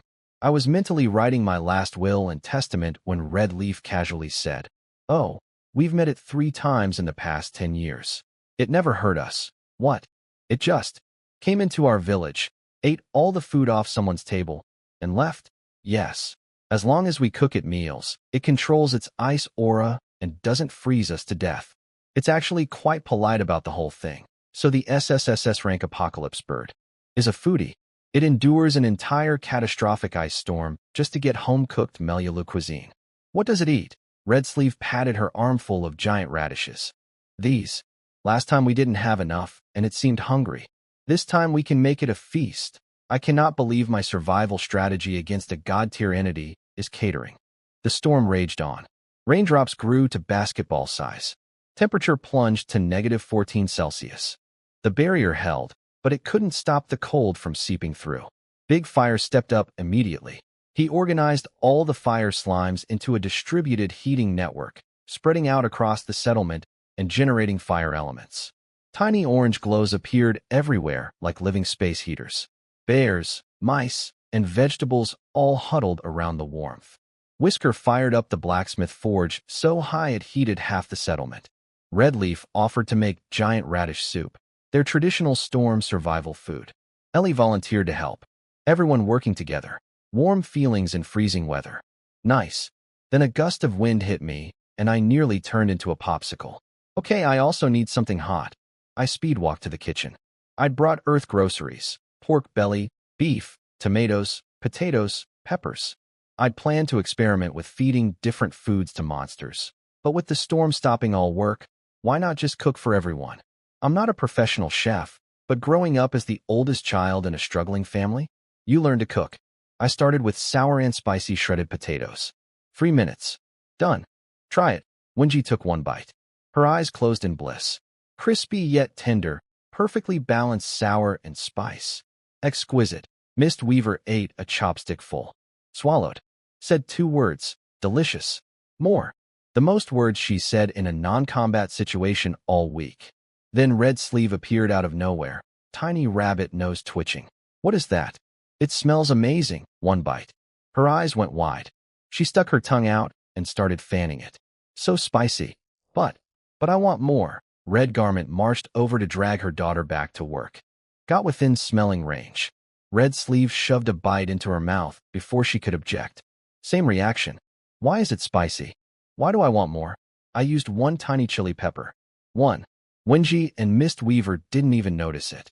But the Melialu apparently have 0 spice tolerance. Like watching rabbits discover fire. The plate vanished. They ate everything. Potatoes, peppers, even the tiny chili garnish. Gone. Next dish, sweet and sour pork. My specialty. Cut, marinate, batter, deep fry. Golden crispy pieces sitting in the pan. I turned around to make the sauce and found Wenji on my left and Mist Weaver on my right, both staring at the golden pork pieces like wolves watching a rabbit. Not ready yet. Just wait. They both swallowed simultaneously but held position. Professional restraint. Sauce done. Toss. Flip. Plate. Red Sleeve materialized again. Face basically eyeing the dish. Wow. So pretty. Looks so yummy. Where did you? Red Garment was storming over again. Red Sleeve, I swear. Try it, I said, saving the child from execution. Wenji, delicate bite. Crispy outside, tender inside, sweet and tangy. Masterpiece. Mist Weaver, already on her 3rd piece. Silent. Focused. Lethal chopstick speed. Red Sleeve, a womb, entire piece. 1 bite. Eyes became crescent moons. So good. I was laughing so hard my sides hurt. This might be my proudest moment as a lord. Not the dungeon clear. Not the cult leader kill. This. Making a rabbit girl's eyes turn into happy crescents with fried pork. Then, bang bang bang bang. Heavy impacts from outside. Everyone froze. Red Garment's face went pale. My lord. The storm has entered phase 2. I opened the window. Rain? No. Ice. Fist-sized chunks of ice falling from the sky like frozen artillery shells, hammering the barrier from every direction. Every follower in the settlement started migrating toward the kitchen, drawn by both warmth and the instinct to be near me. The kitchen was becoming a refugee camp. Red Leaf appeared at my side. Phase 2 means the 3-legged ice phoenix is close. Right on cue. A piercing phoenix cry cut through the ice storm, through the barrier, through the walls, and straight into my bones. It's here. The SSSS rank bird is here. And my battle plan is potato shreds and sweet and sour pork. God help us all. Red Leaf confirmed. That's her. I squinted at the sky. Through the wall of fist-sized hailstones, I could barely make out a tiny blue dot. The dot got bigger and bigger, and that's it. She was the size of a chicken, a house chicken. This is the SSSS rank creature that made Wenji drop her fan? The being that ranks above the Crimson Fire Dragon and the Blazing Sunbird? She looked like a fancy parakeet. I used probe. Every single stat came back as, comma. All of them. Name confirmed. 3-legged ice phoenix. Rank, SSSS. Everything else, question marks. Fine. She's legit. I'll stop judging by size. Then she opened her wings and casually obliterated every hailstone in a 3-kilometer radius. They shattered into blue sparkles and spiraled into a massive ice vortex centered on her. The storm clouds themselves became her personal feeding tube, pumping energy directly into her body. She was eating the sky. Okay, I take it back. Size means nothing. She could sneeze and delete my entire civilization. Red Leaf's voice went urgent. First feeding is almost done. Get the food ready. She's coming down. The Melialu tribe scrambled into formation, each member carrying a beautifully presented dish. I had to admit, the food looked gorgeous. Artistic garnishes, carved radish flowers, elegant plating. Zero evidence of actual cooking technique, but the presentation was museum quality. SCRE.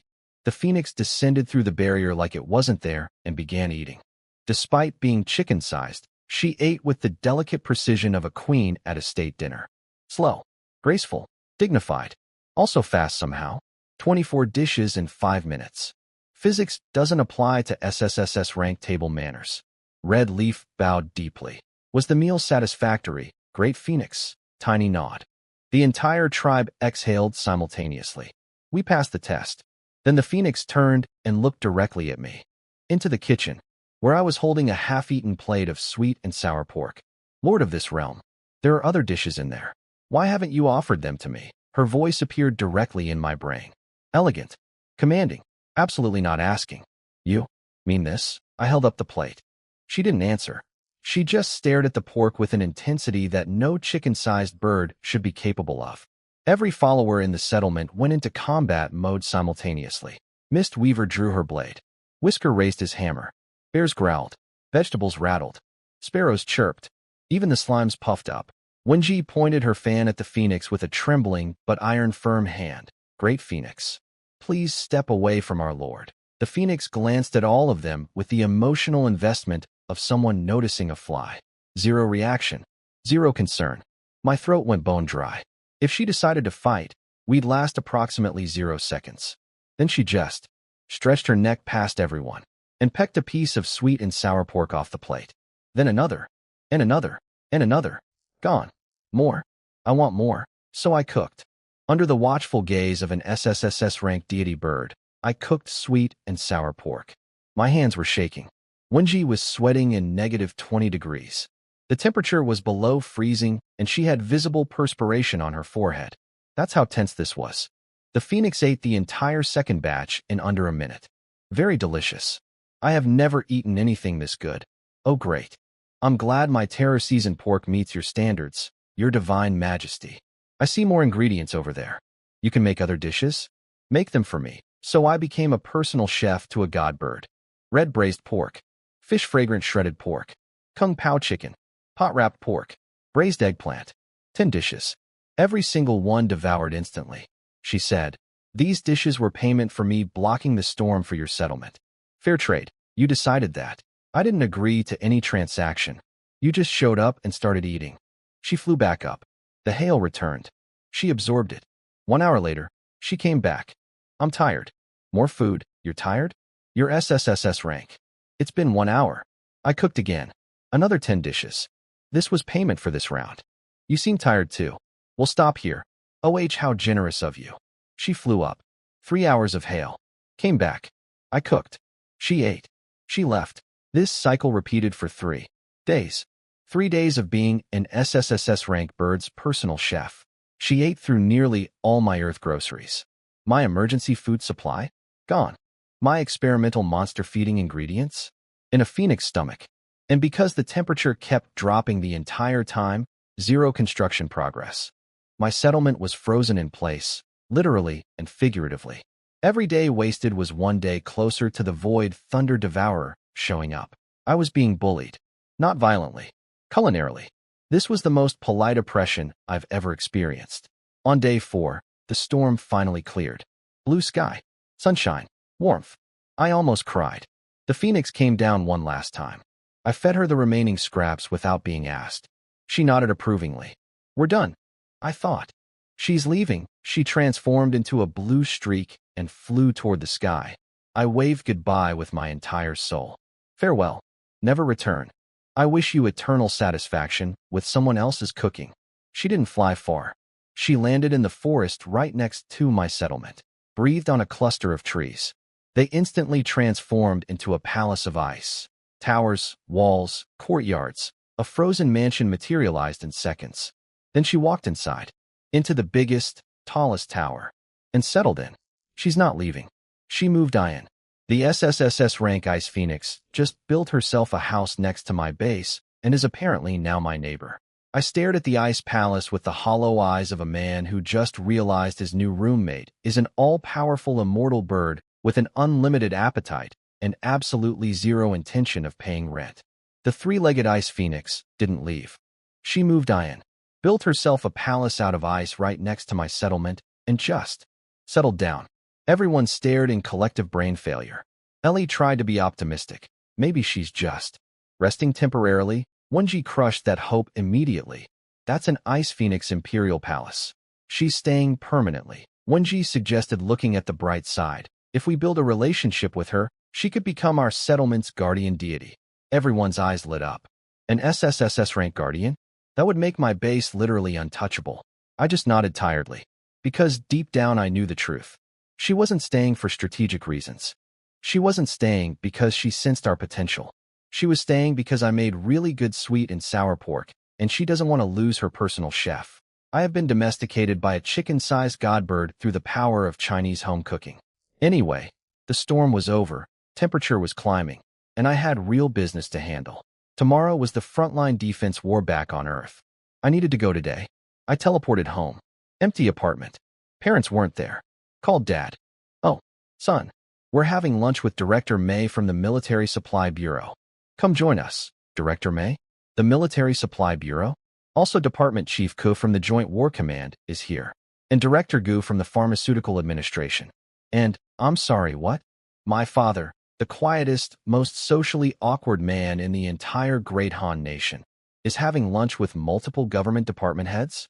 This man couldn't make small talk at a grocery store, and now he's dining with the people who literally control the nation's military resources?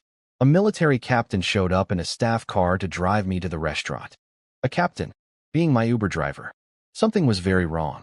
I walked into the private dining room, and there were so many important people that my dad needed a full 5 minutes just to introduce everyone.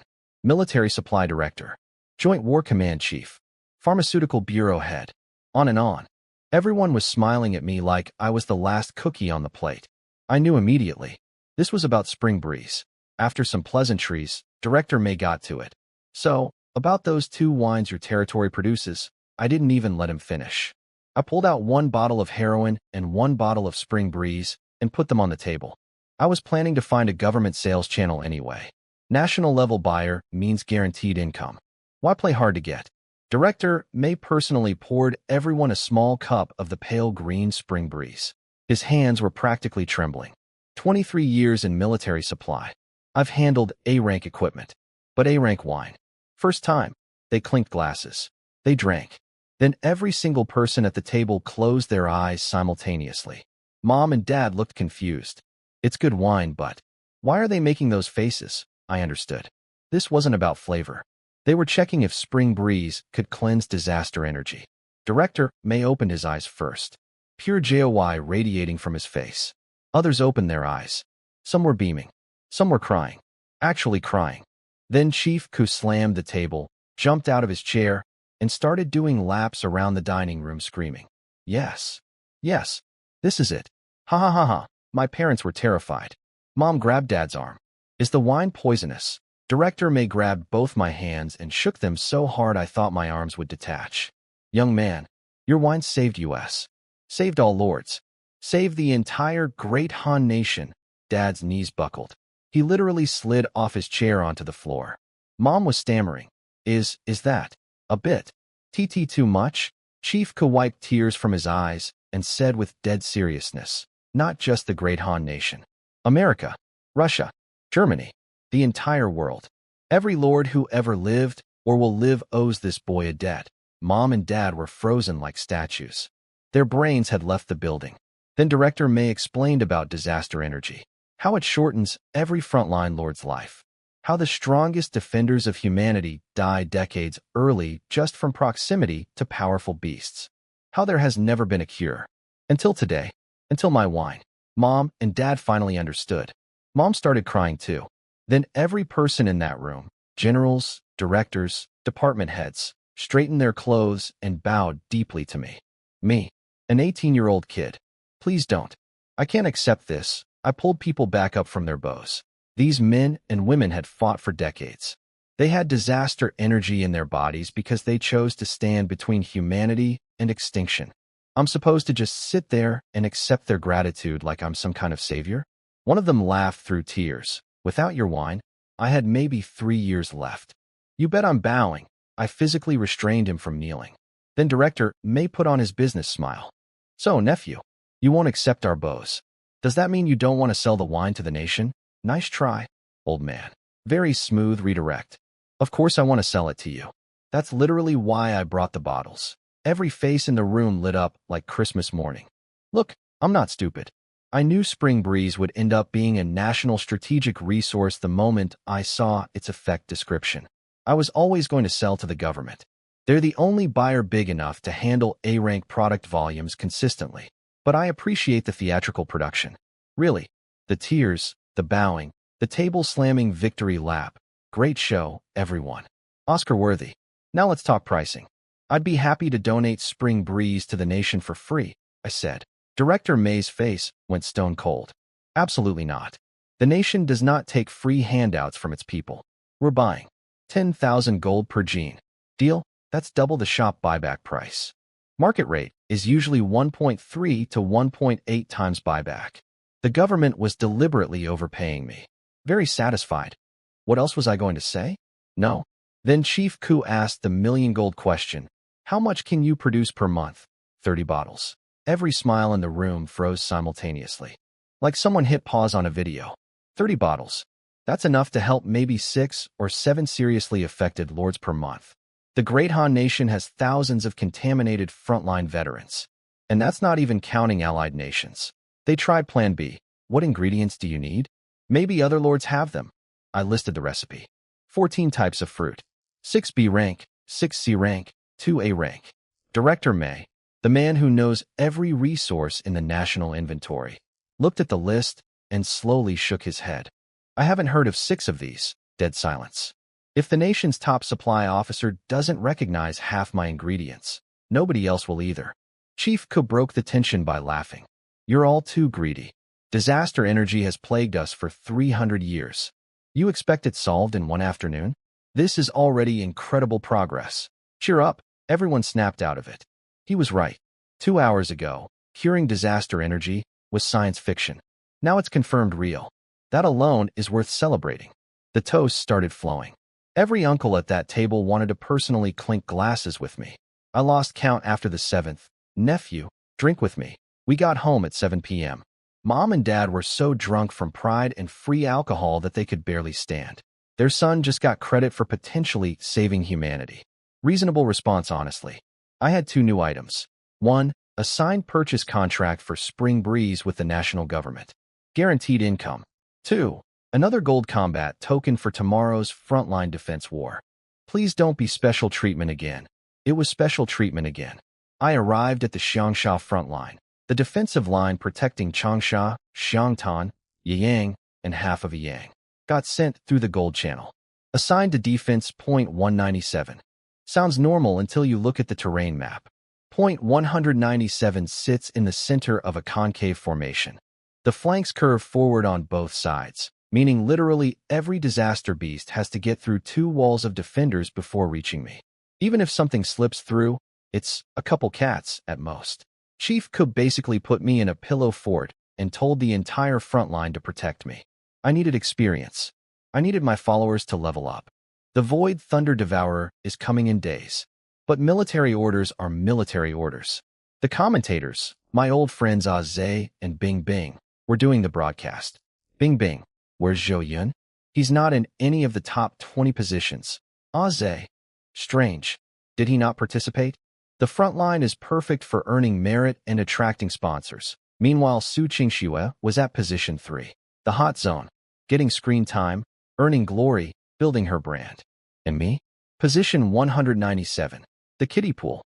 My 19 teammates introduced themselves one by one. Scout with 1 E-rank bird. Healer with 3 F-rank bandage beasts. Support with 2 swaying flowers for stamina recovery. After all 19 finished, someone noticed the problem.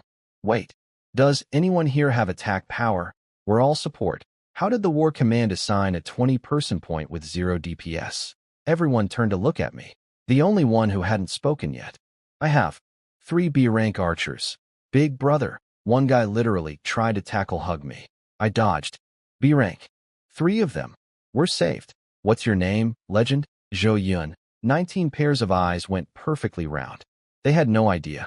They'd been panicking about having no damage dealer, and the rookie king of the entire nation was standing right there the whole time.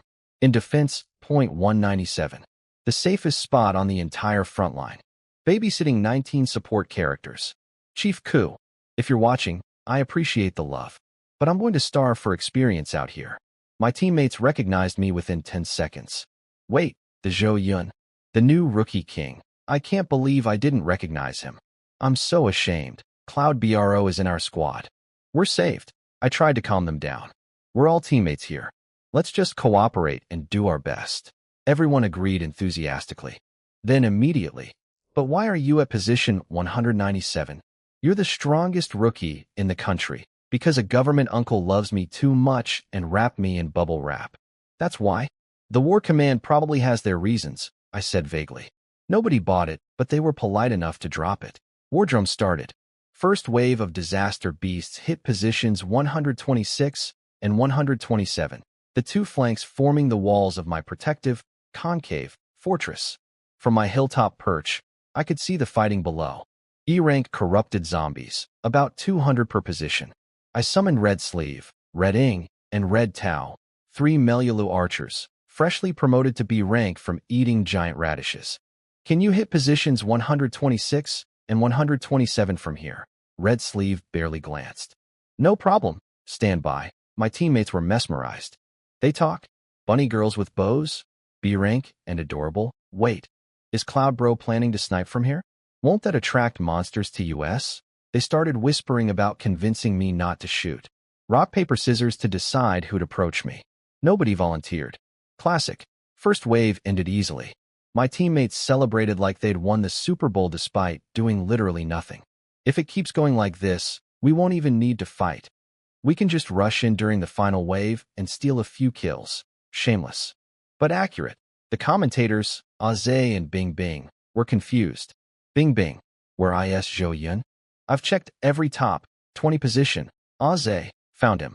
Position 197. Bing Bing. Point 197. Yeah? The commentary basically wrote me off. Second wave came fast. Way too fast. And this time, D-rank corrupted knights appeared. Those aren't supposed to show up until wave 4. Position 127 was in trouble. Their frontline tank, a steel golem, got triple rammed by corrupted knights and went down. Defense line, broken. Their backline sand soldiers were exposed. Yellow signal flare went up. Distress call. The commentators panicked. 127 needs help. But 126 is too busy fighting their own wave. And 197 is too far. Zhou Yun would need to go downhill, cross a river, and climb a ridge. Everyone watching, millions of viewers, was screaming at their screens. Company cafeterias, living rooms, military bases. An entire nation stress-watching position 127 collapse in real time. Then, 3 red arrows streaked across the sky. The 3 corrupted knights that had broken through? Dead. Instantly. 1 arrow each. From 400 meters away. Aze, what? Where did those arrows come from? Who has that kind of range and power? Bing Bing. I have no idea, but that was incredible. The audience went berserk trying to figure out who fired those shots. Cameras panning everywhere. Nobody could find the shooter. Then, in the official livestream chat, a golden sword emoji descended from the heavens. A premium mega donation animation. And behind it, a message wrapped in golden dragons. Tianyu Pharmaceuticals. Unconditional sponsorship to the Lord who fired those red arrows. 10,000 gold coins. 10,000 gold. 100 million credits. Just like that. No strings attached. The chat detonated. A pharmaceutical megacorp just threw 100 million at an unknown archer lord as a public declaration. Whoever you are, we want you. And nobody, not the commentators, not the viewers, not the sponsors, knew it was 3 bunny girls standing behind me on a hilltop, casually picking off D-rank knights like they were shooting kids off a fence. I looked at Red Sleeve. She was examining her bowstring, completely unbothered. 400 meters. 3 arrows. 3 instant kills. and she said, "No problem," without even looking hard. I love my rabbit army. After the 3 red arrows saved position 127, a golden sword animation dropped into the official livestream chat. Some company called Tianyu Pharmaceuticals threw down 10,000 gold coins, 100 million credits, as unconditional sponsorship for whoever fired those arrows. Nobody knew it was me. Nobody could find the shooter.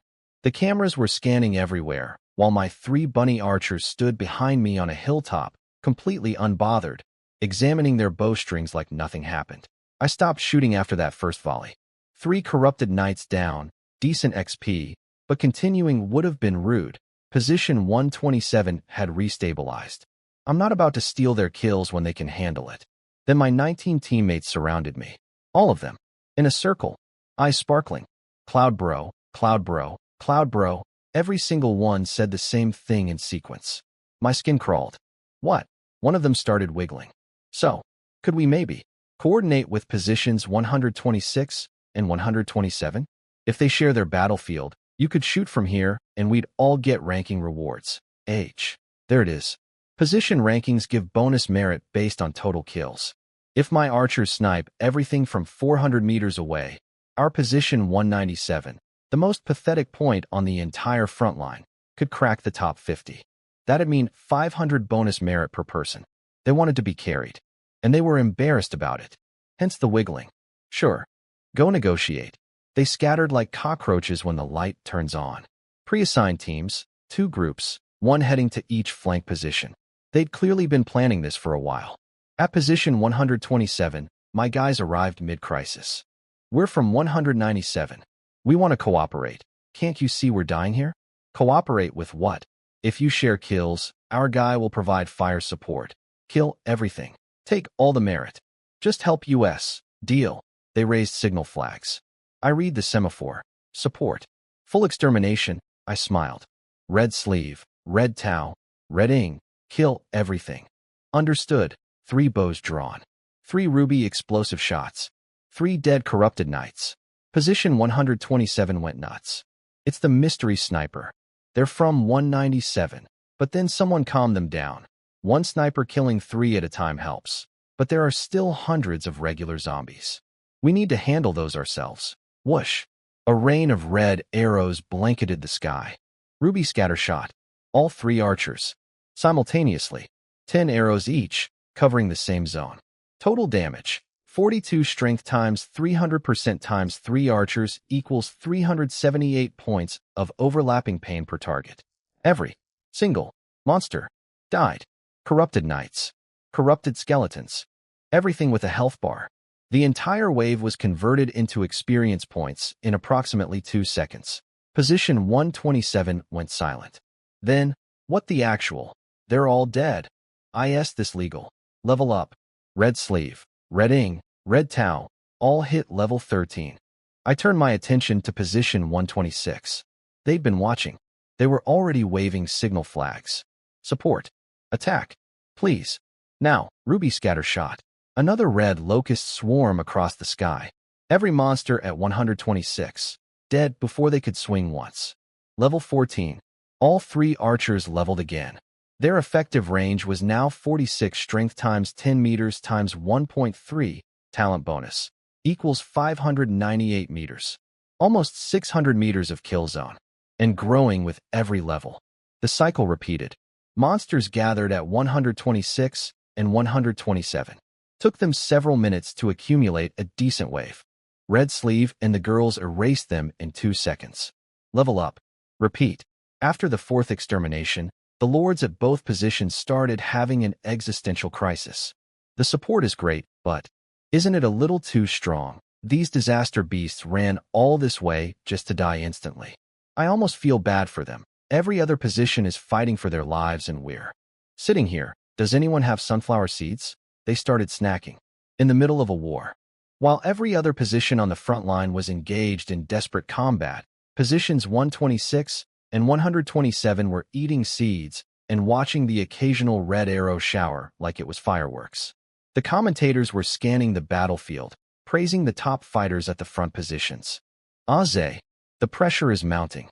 Several positions have fired distress flares. Bing bing. The main stars are holding strong though. Hong Jian, Lin Xiao, Bu Yanyan, Su Qingxue, all performing excellently.